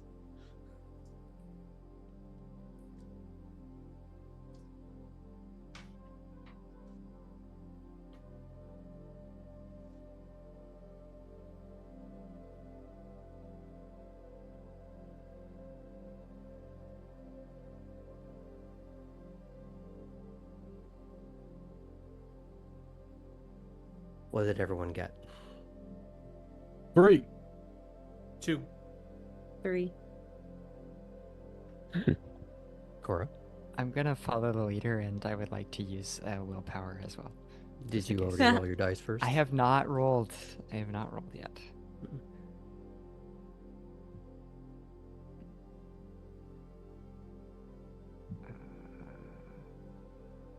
Okay, and so my difficulty was actually higher because Cora has 0 stealth. So It would have been at an 8 then. yes, yeah. So that willpower is my single success. Hmm. Remind me again what everyone's numbers are. 3. 3. 2. Well, Chris rolled about average with all of you. Technically, I could have her re-roll one of those. Wasn't great. So she got a 2.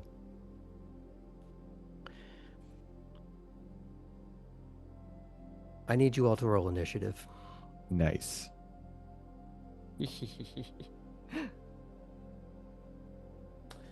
Hey, remind us to put in how How to do do you initiative. do that? Yeah. Here's the thing. You would be rolling a single d10.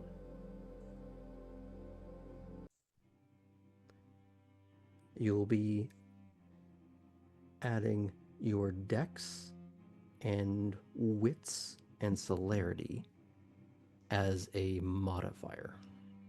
Plus dex and wits and celerity. Mm. Got it. So get the d10 first and then do your math after.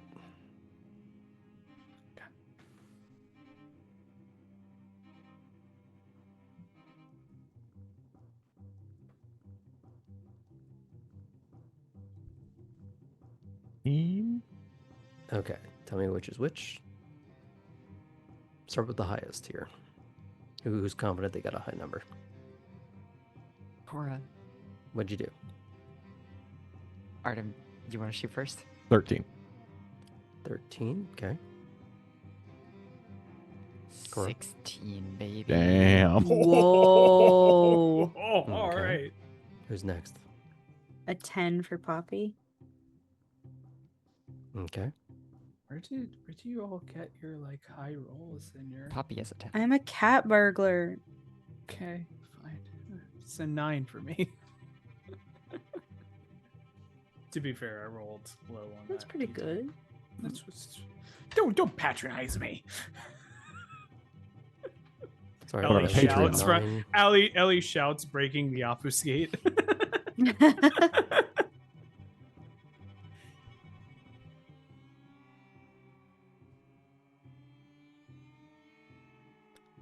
I'm gonna roll one more just to break the tie here.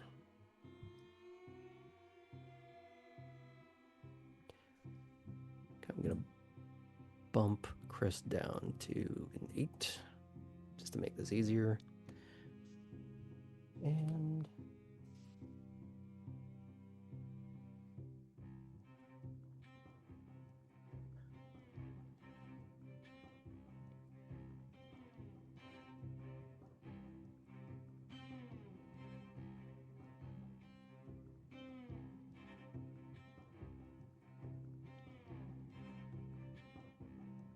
well,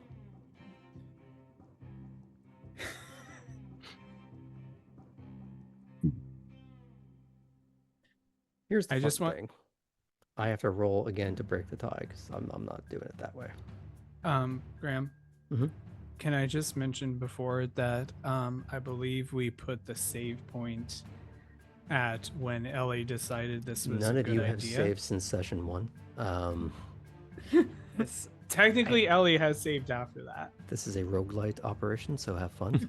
I have a little bit of a feeling of the Mass Effect 2 suicide mission, and like, especially Kitty's like, Poppy's a cat burglar. Like, well, put her on the stealth team. Put the sword girl on the bait team. What? I have no weapon. I'm not weapon trained. I'm just sneaky.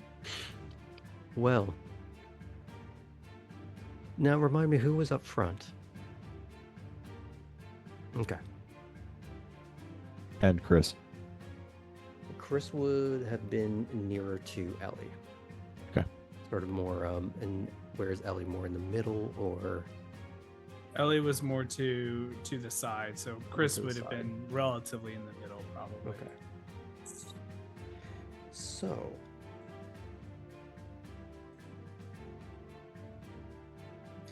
you all hear that reptilian snort, and it's not that distant sound as maybe you might hear as you are passing by gently on a waiting boat.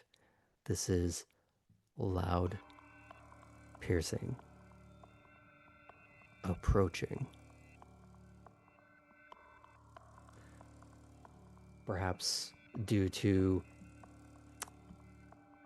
reptiles having a predilection for immediate violence,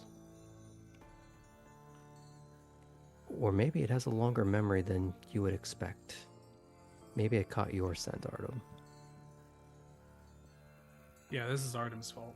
Mm-hmm. But I believe it's the roll. It's a distinct musk.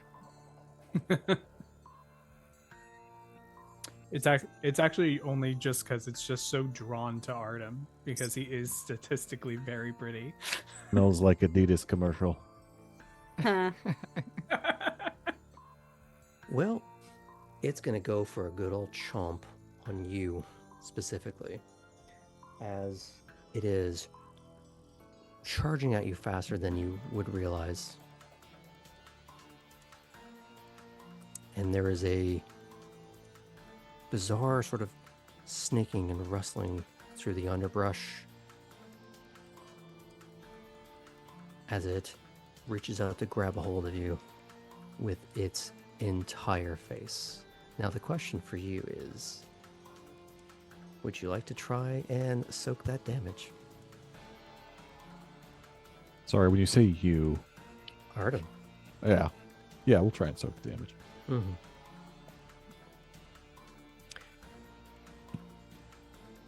It is...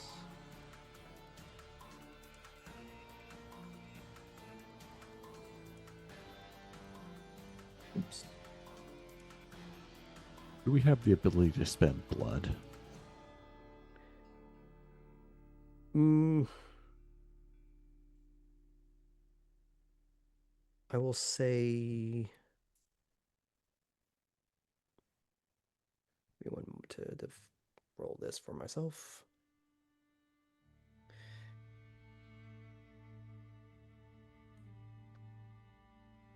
I'd say that would be more when it's your turn, Fair as enough. opposed to right this moment.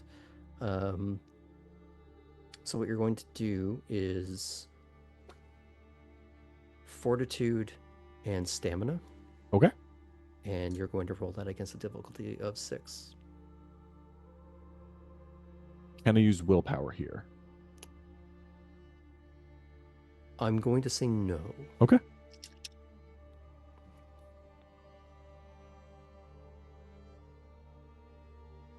Ooh, do 10s pop? They do. Okay. They don't continue to Yeah. pop. Yeah. Nice. That'll be 3. 3 successes. Mm-hmm. It only rolled 1 success on the damage. As it seems to claw, or rather bite into you, somehow, some way, it does not gain purchase on your body. It has lunged and wrapped its face around your leg.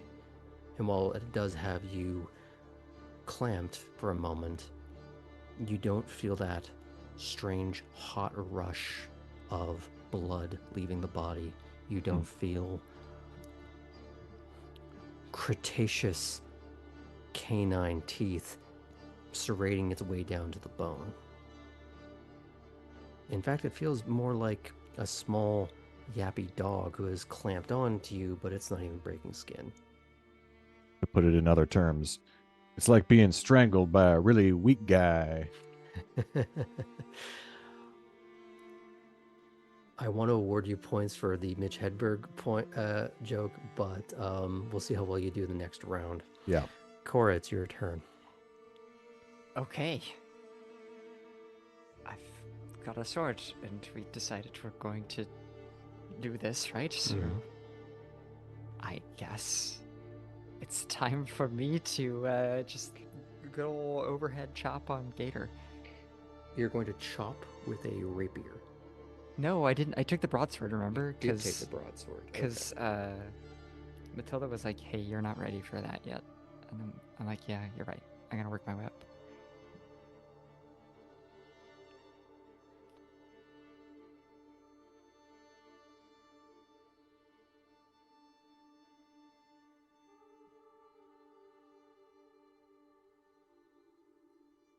Okay.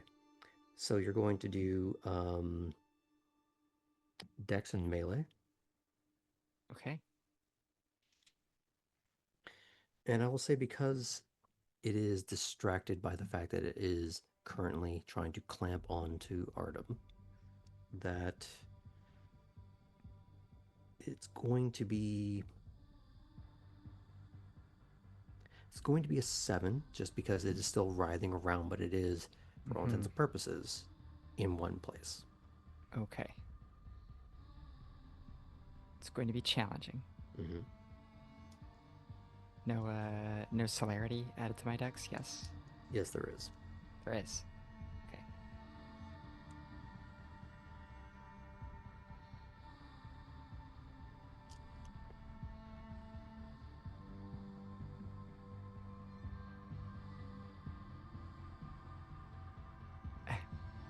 I hope you're not super attached to your limbs, Artem. They seem like they're super attached to me. Because you may not be anymore. Oh no. This is my second botch of the night. Oh no. Wow. How many You know? botches? A single. It's just a single. Okay.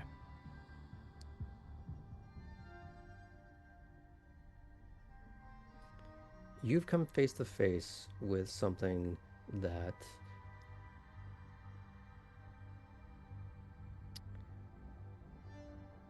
sports martial artists run into in the real world. That they're in a world with no rules now, and the other person doesn't care. In this case, the writhing, primordial, prehistoric beast. It seems that you glance off of one armored plate, notched under another, and the writhing sent it scattering out of your hands somewhere into the bushes. Oh no. Verfickte Scheiße! Ellie looks at their chest with the broadsword suddenly inside. Artem, it's now your turn.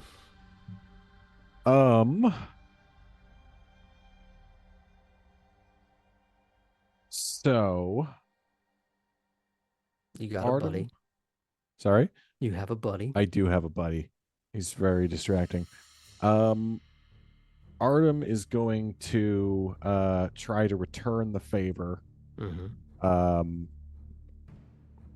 Get down, bite the gator with his own jaws. Mm-hmm. So while the thing is still attached to you. Right. Okay. Good trick. Let's see. The intention being, if I get clamped and start sucking, then it'll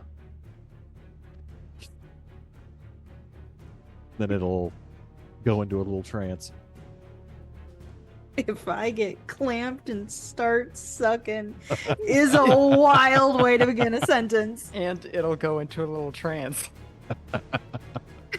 Just, what is this game? Vampires suck. So true. Oh no. Clip it. Okay. So I'm going to have you roll Dex and Brawl at an 8. Okay. On attacks, I will let you use willpower. On defense, no. I think is the better way to deal with this. Okay. You're not going to believe this. Mm-hmm. I'm going to use a willpower. So we're talking Brawl and I dexterity knew I was a good influence on you. at an 8. At an 8.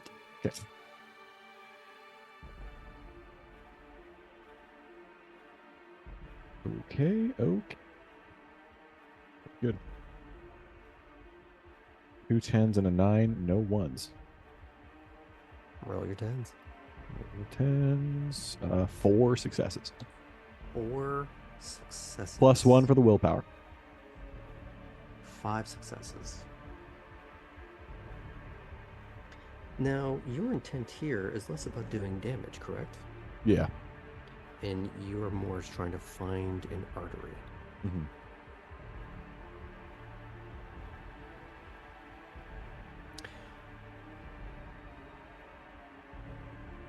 Did you pop claws earlier when you had wandered out here? I did not. You did not. How hungry were you when you showed up to this? Reasonably. Reasonably.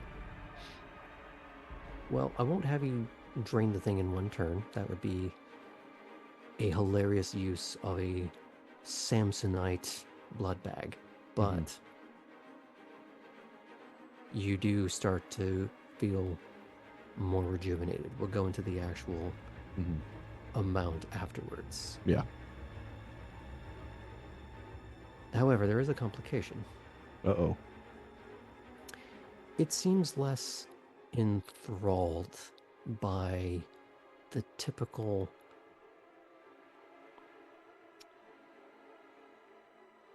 well, you seem to know that when you bite a person, there is a euphoric experience for them. Gators are not exactly higher brain animals in the sense of having all these greater range of emotions. It's more fight, flight, mostly fight, and procreate. It doesn't really have an emotional range in the same sense. It begins rather wildly thrashing. With your amount of successes, I will say that you are holding on to it. You are beginning to drain it. You have started its clock. But it is slightly taking you for a bit of a ride in the sense that it is now grazing all about. It is the beginning of that sort of deadly sort of Tasmanian devil ball. Mm-hmm.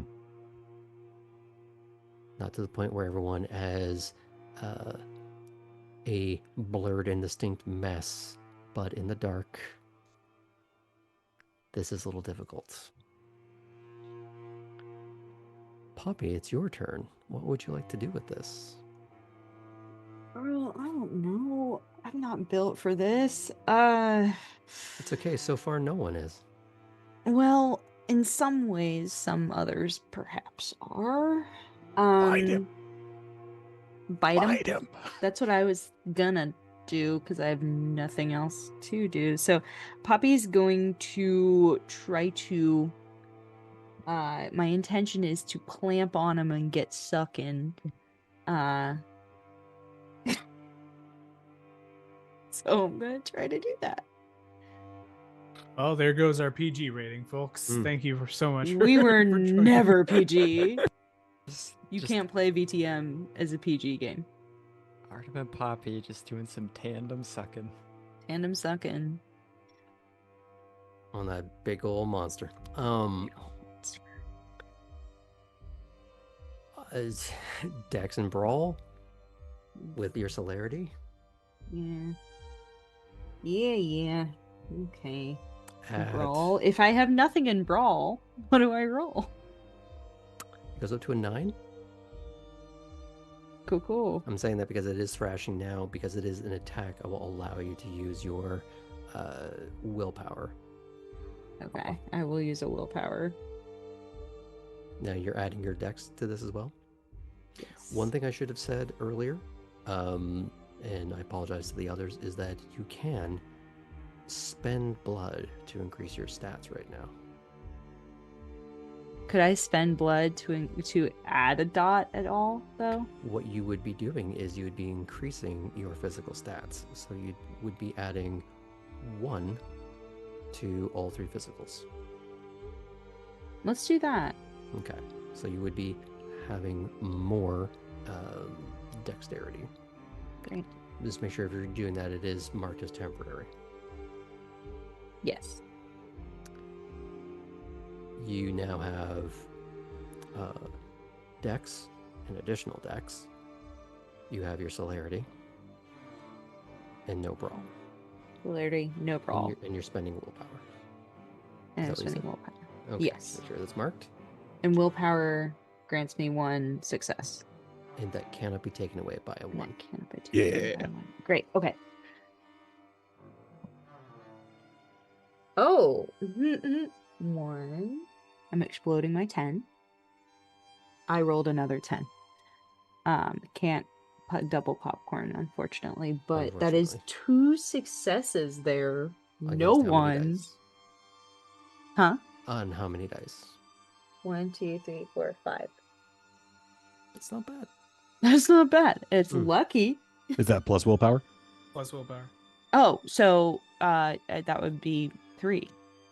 Well done. As you clamp on and get to sucking, the creature is beginning to slow down. It's still doing a bit of a thrash, and you are being taken for a bit of a ride, but it's less of the roller coaster, partly because of the beginning drain and the additional weight. Although, in comparison, Poppy is a dainty bag of flour compared to the statistically pretty dump truck that is attached. Also statistically thick. Statistically thick. Now,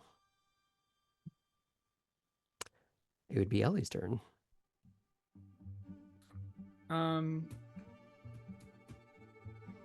Smoggles has this knowledge.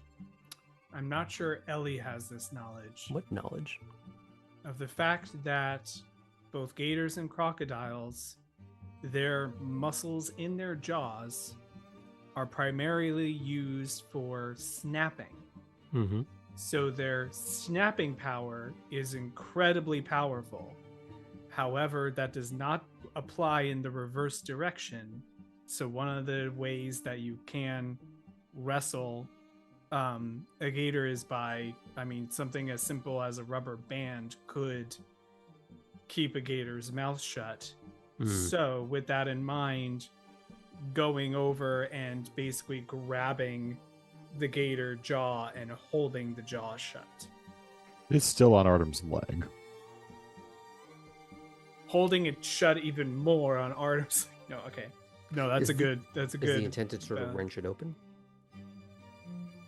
No, because then it'll try to snap down again. I forgot that it was still technically on Artem's leg, so I'll shift what I was gonna do. Mhm. But what I will do, how is it looking in terms of like, do we need to still do more to bring it down, or It would wouldn't I hurt. be able? What? It wouldn't hurt to do more. Yeah. Okay. Depending what you're So thinking then about. I'm gonna go move forward with joining the suck parade and going I would have for gone with it. Suck Squad, but No, we don't have a coterie name yet. Don't do this to us. you can call it a Gator Raid. What a bunch of suckers. Heyo. We're not sponsored, but we could be. World Cup always lasts for so long, and we're here all year round. Heyo. But We're I not would like getting to the sponsorship after saying "suck parade" on stream, guys. Who would have Depends thought for that the wilderness would be the place for all of this innuendo is happening, and not the literal dominatrix's house? because you wanted to sit there with your feels. No, Ellie, what are you doing? You're joining the Suck Squad. I'm joining the suck squad. Okay. Brawl and Dex. I am spending a blood to up my physical stats. Mhm. How do I use this thing called willpower? You said I could use is that a thing? No, it's not a thing in this game. I'm sorry. Oh, okay. So I'll just roll straight up. You What am I can. rolling this at? It would have been an 8, but due to Poppy starting to aid in the suckening, this will come down to a 7. Great.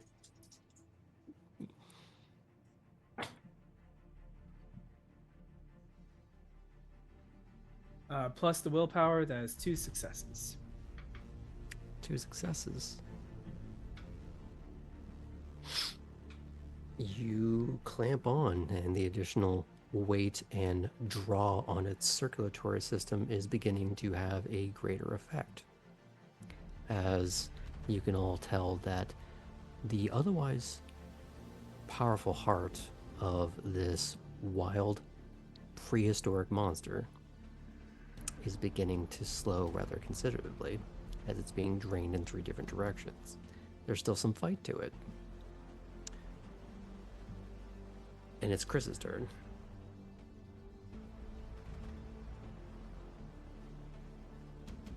Is this when Chris suplexes the gator with all of us on it? She just drives away. Wrist with the steel chair. With 3 successes, she also finds a spot to start draining this awful, awful creature in the worst form of a cat and its litter. Now, Cora, seeing your This got Coterie look mates. just really unsettling.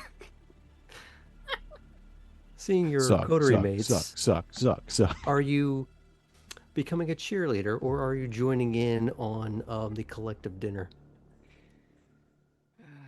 Well, You did say you were hungry. You did invite everyone else out to eat. I'm quite hungry. I wish I had something witty to say here, but nah. I mean, when, when you can't feed them, suck them.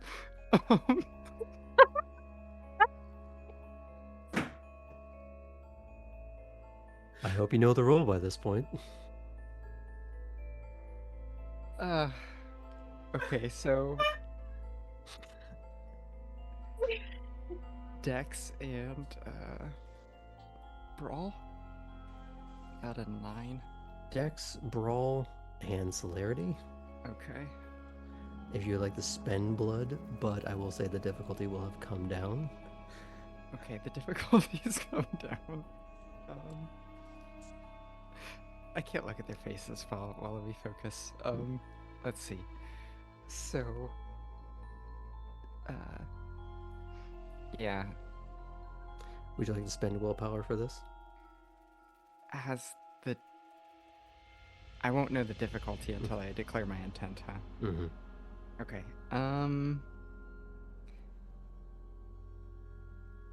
Let's spend a willpower so I just don't totally mess it up. And biting Artem. Yeah, I mean, that'd be kind of funny though. So anyway, yeah, we'll spend a willpower, and we'll spend a blood too. Why not? I'm gonna earn some of it back. There's only so much gator to go around. This is true. So now Dex Celerity. Reduced difficulty, thankfully, and The difficulty will be at... I'm going to put it at a... let's say 5 with the combined okay. weight and growing lethargy of this creature.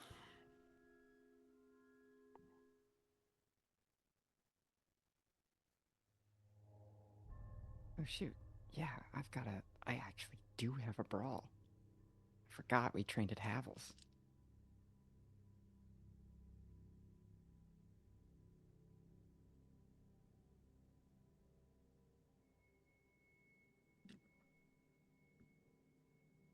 Okay. All right, overkill.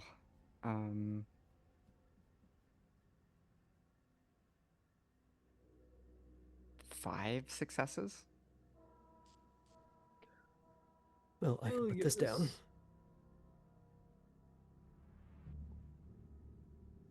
The combined fangs of the Savannah Suck Squad eventually bring down Stop. this creature.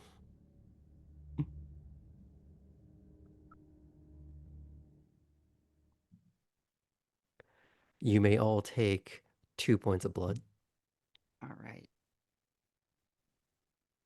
as the thrashing, for a moment, flares as though it is going to take you all into the water with it, but it barely budges half a foot before it gives that last gasping wheeze. Whether you intended to or not, you, as a group, in your first truly united act, have taken the life of a creature minding its own fucking business. You guys suck. No, you. Oh.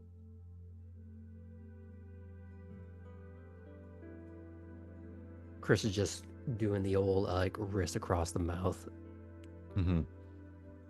Artem's sort of like wrenching the jaw, and he's like the track pants are obviously torn, but I think because of how the roll went and because he's got actual fortitude, maybe he's like, as he sort of pulls the mouth open, there's some teeth falling out. I'd say 1 or 2 are chipped, Yeah. and broken. I wouldn't say like they've become dislodged from the jaw as much as pieces of them have broken off. Sure. Well, he's Probably noticing added to that. its frustration. Mm-hmm. Also noticing, like, oh, I'm actually totally fine. Good job, guys. Well, that was not what I expected. It's fun, right? You know what? I am a little surprised how fun that was. Interesting, maybe Now, not fun. for Poppy and Cora, who are not Mhm. prone to gorging on animal life, you tell me how drinking the blood of a cold-blooded predator makes you feel. Did it taste like life? Did it taste like the murkiness of the swamp? Did it taste like rotting fish and other animals that would be caught in its jaws? What was the experience like for you? Because everyone else here is used to eating animals to one degree or another.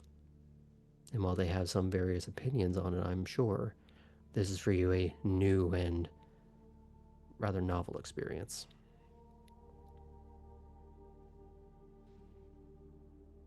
I think to Poppy, the taste would be kind of a gamey, fishy taste, like a seafood stew, where it's like it's the salty seafood vibe has permeated every single item in the stew, and it all tastes the same. It's kind of an overwhelming, And it's um, cold. yeah. And so it's definitely, I think she probably understands it as this is an acquired taste. She doesn't love it, but she's not mad about the sustenance of it. Cora. Yeah, I think there's probably like a bit of a sort of a surprise sensation to it. Like when I'm trying to think of a good example, but have you ever went for something to eat and you expected it to be like a hot dish, but it definitely wasn't? It was like the Yes. opposite. It was like chili, but not Mm-hmm. the spicy kind. Yeah, like it's so weird. And so even though it can be like, well, I mean, this tastes good, I guess, but like, what the heck? Like that initial like bite is like, Imagine you've been out in the snow all day. And you're thinking about that warm bowl of tomato soup. You sit down, you tuck into it, gazpacho. yeah, Oh, betrayal. exactly. Um, I think it's like that, especially since Cora was a little bit hungry. Um, but also because of that hunger, there is a like, well, it did kind of, tap at that itch a little. So, huh. Probably not Cora's favorite, but also, did we eat? What's it like with feeding from something at the moment of death? Because I feel like that might be a little off putting. You would have all collectively, in one way or another, felt that final death rattle. How you feel about it is your business. Yeah, I think that does unsettle Cora a little bit. Same.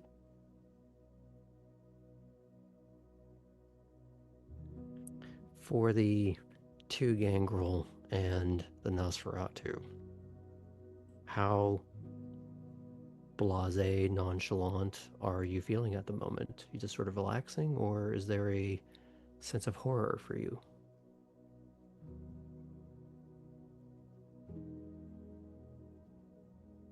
I'll lead with Chris just just sort of cracking her neck, doing a little bit of light stretching, as if that was the kick she needed.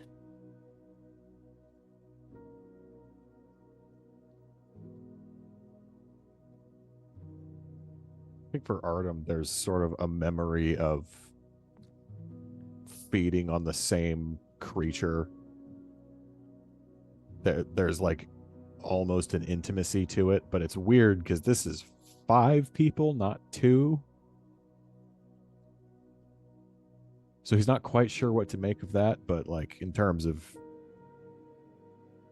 killing something that you're feeding on, he generally tries not to, but in this case, like, yeah, the thing was attacking, and also, everyone got a piece, so it seems like the nature will work itself out in this particular instance.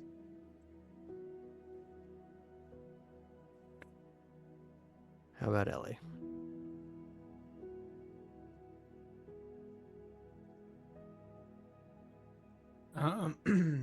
Ellie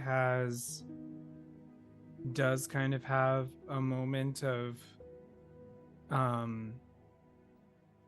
like satisfaction in terms of the blood that has been drunk.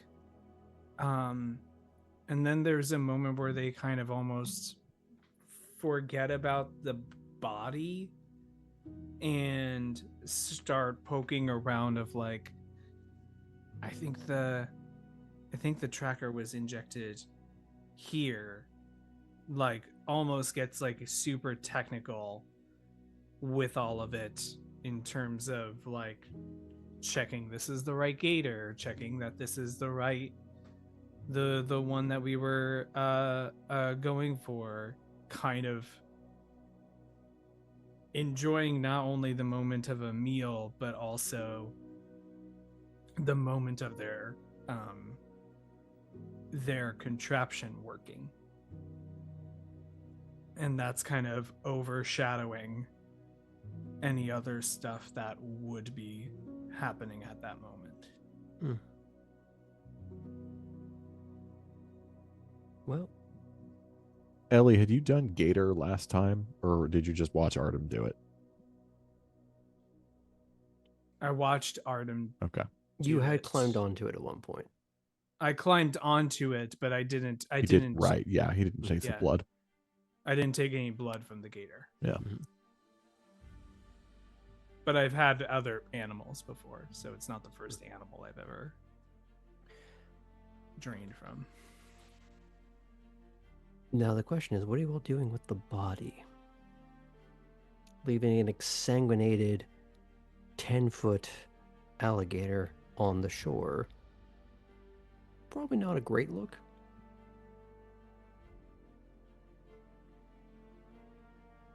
Should we put it back in the marsh in the watery bits? Usually, best thing to do is to try and find something else that will eat it. Let's see. It's going to be a little difficult for it being an apex predator. Yeah, right.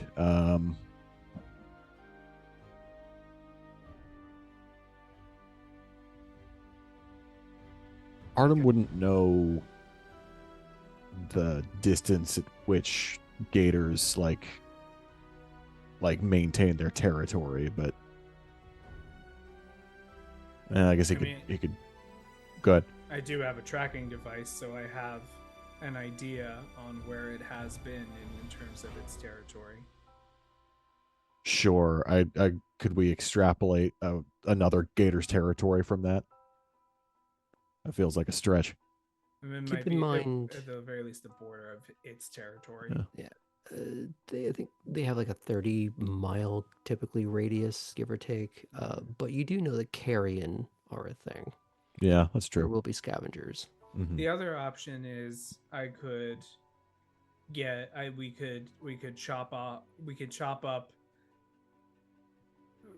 put the gator in the uh in the van, maybe slightly chopped up, and then Ellie could probably dispose of it, probably maybe even feed it to Orson's contraption. If, Yeah. we're going to chop it.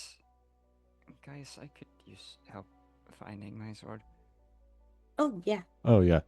Oh, yeah, let's find a sword. I'd say it takes a couple of minutes, but you do find it eventually.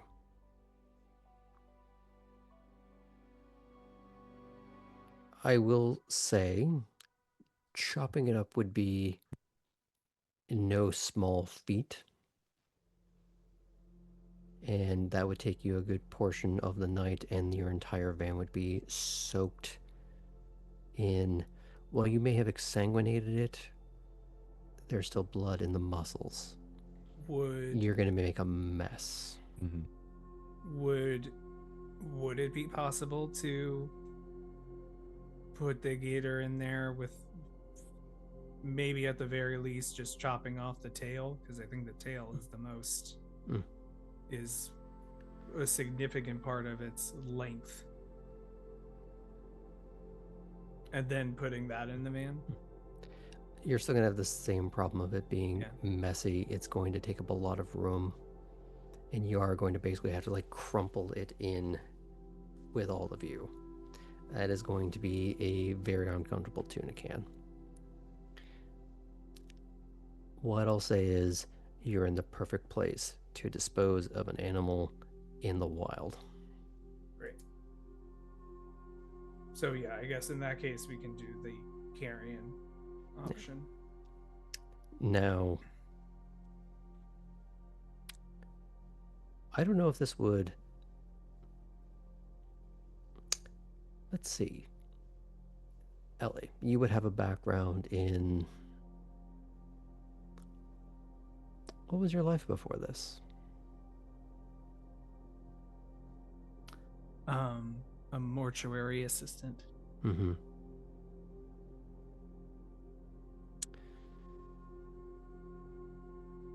Well, we're not going to get into all the grisly details of all of that.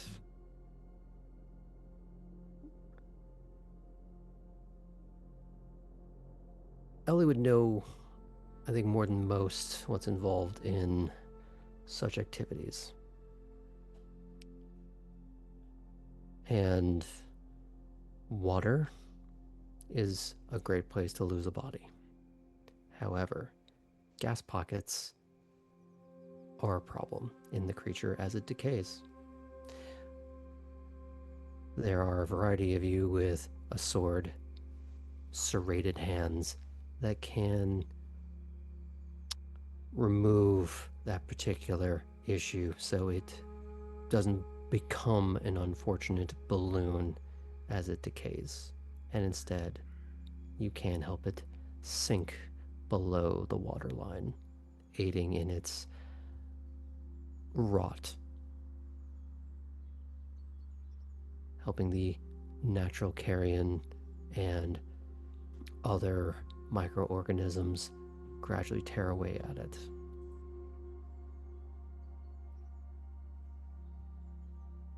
Now, the real question for you is, do you stick around?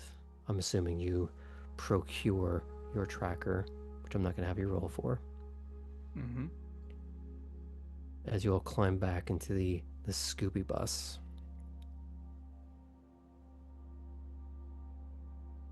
Heading back towards Elysium. And before we close out the night, we're going to do a very quick round robin of everyone's thoughts about the night and what they've gone through. And I'm going to start with Artem.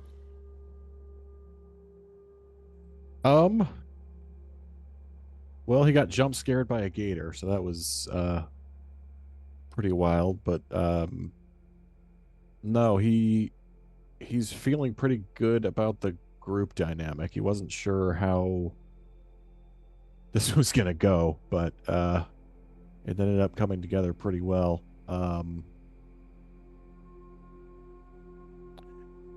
Group Struck 2024. And how did Arden feel about the conversation at the range? I think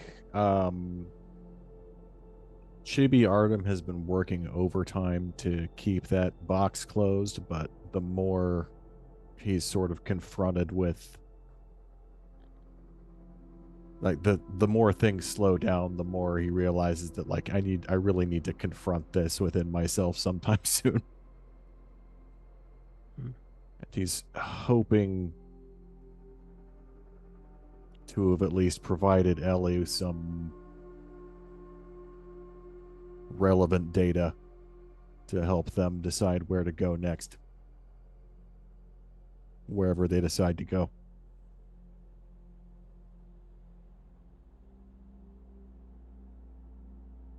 Fair enough. Let's go over to Cora.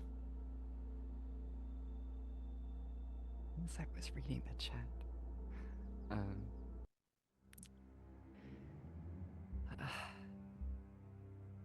Cora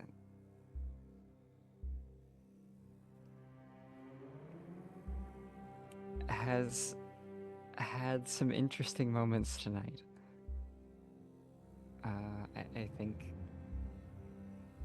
she's happy to have gotten a bit closer with Poppy, for sure. And she thinks that doesn't know exactly what Ava was hoping that they would achieve, but seems mostly good that what happened did. But also a couple moments here where she's been a little bit unsettled. She's not killed something before like this. She's not expected to have seen who she saw earlier tonight. So I think Cora is looking at tonight as a night of growth.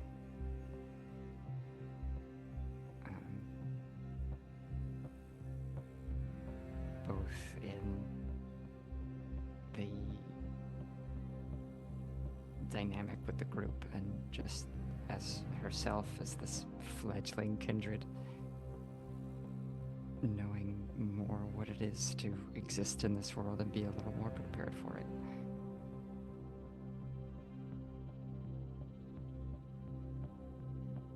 I'd like to leave Cora with one haunting thought. Yeah. As a result of the botch, this is something that is going to eat at Cora as she lays down for the day's sleep.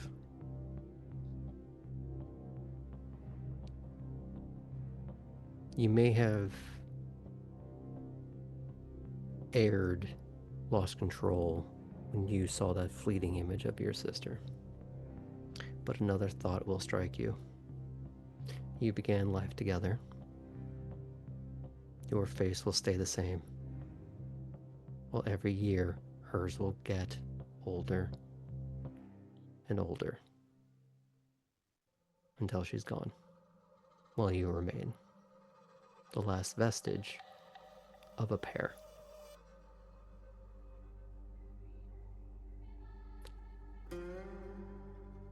And while you digest that, is it okay if I move along? Yes. Ellie.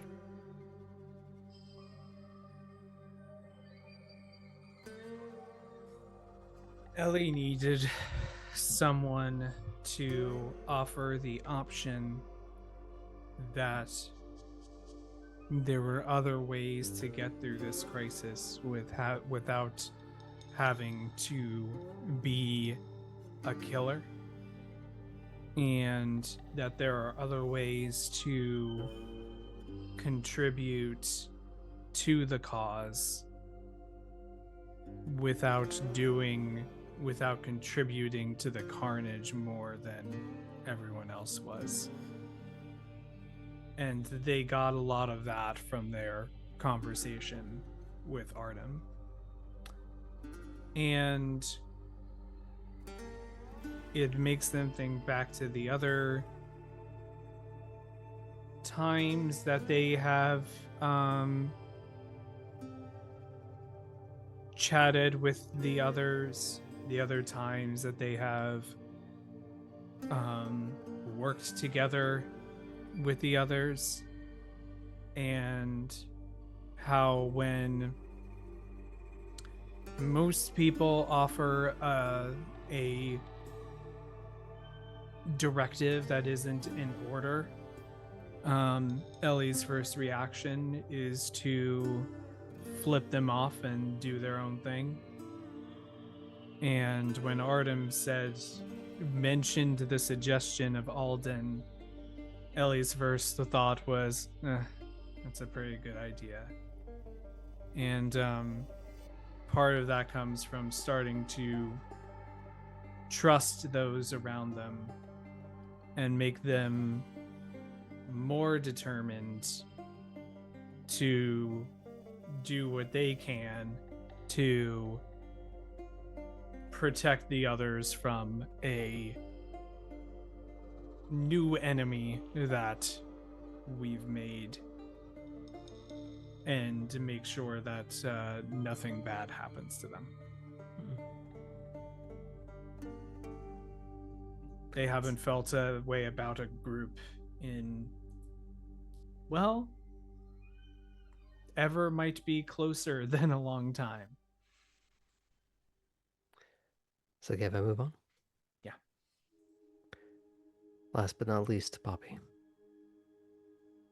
Poppy has a moment in the car as they're driving away where she's like, thank God I'm good at making friends and talking to people, because she is so out to lunch when it comes to dealing with physical threats, and like she felt she was able to like kind of weasel her way out of Lore's grasp, and she's like recognizing a real weakness when it comes to violence, and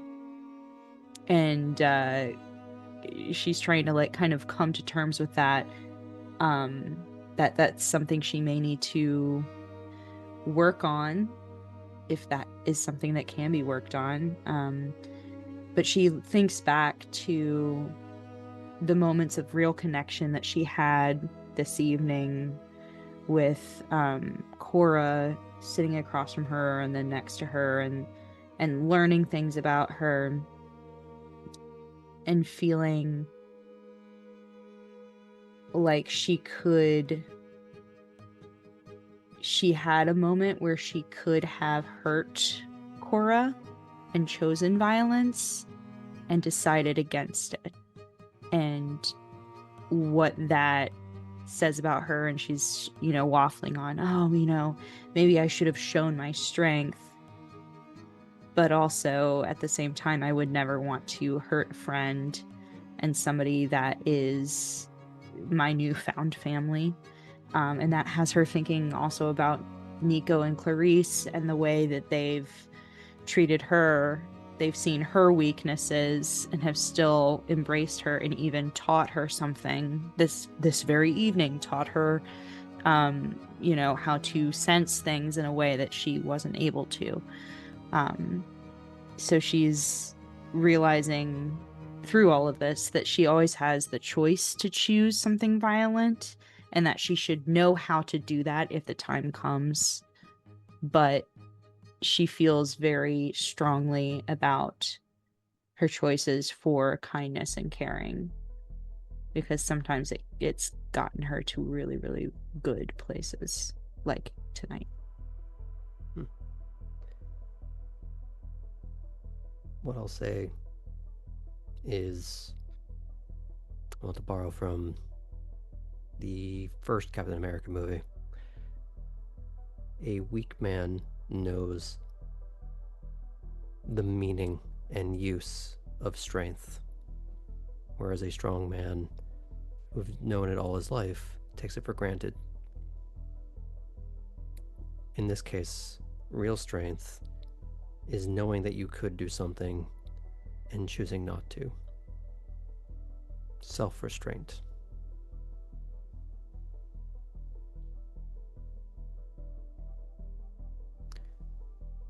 However, will you always have that capacity for restraint? It's different when it's a friend, or in this case now, coterie. Maybe it'll be Lore next time, but it'll be someone worse. Choices may get made for you, for all of you.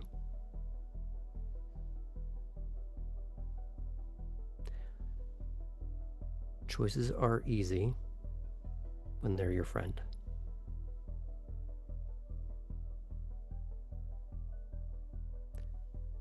What is that choice when you could do true, lasting, final harm to someone that is not someone that matters to you? Does that make you more or less of a monster?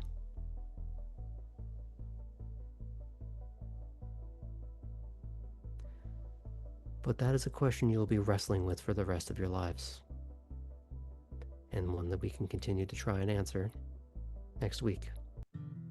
Until then, please tune in on Saturday for Smoggle Screams, Monday for our continued descent into media depravity in the undead world on Deadbeats, and back again with us on Wednesday. See you all soon.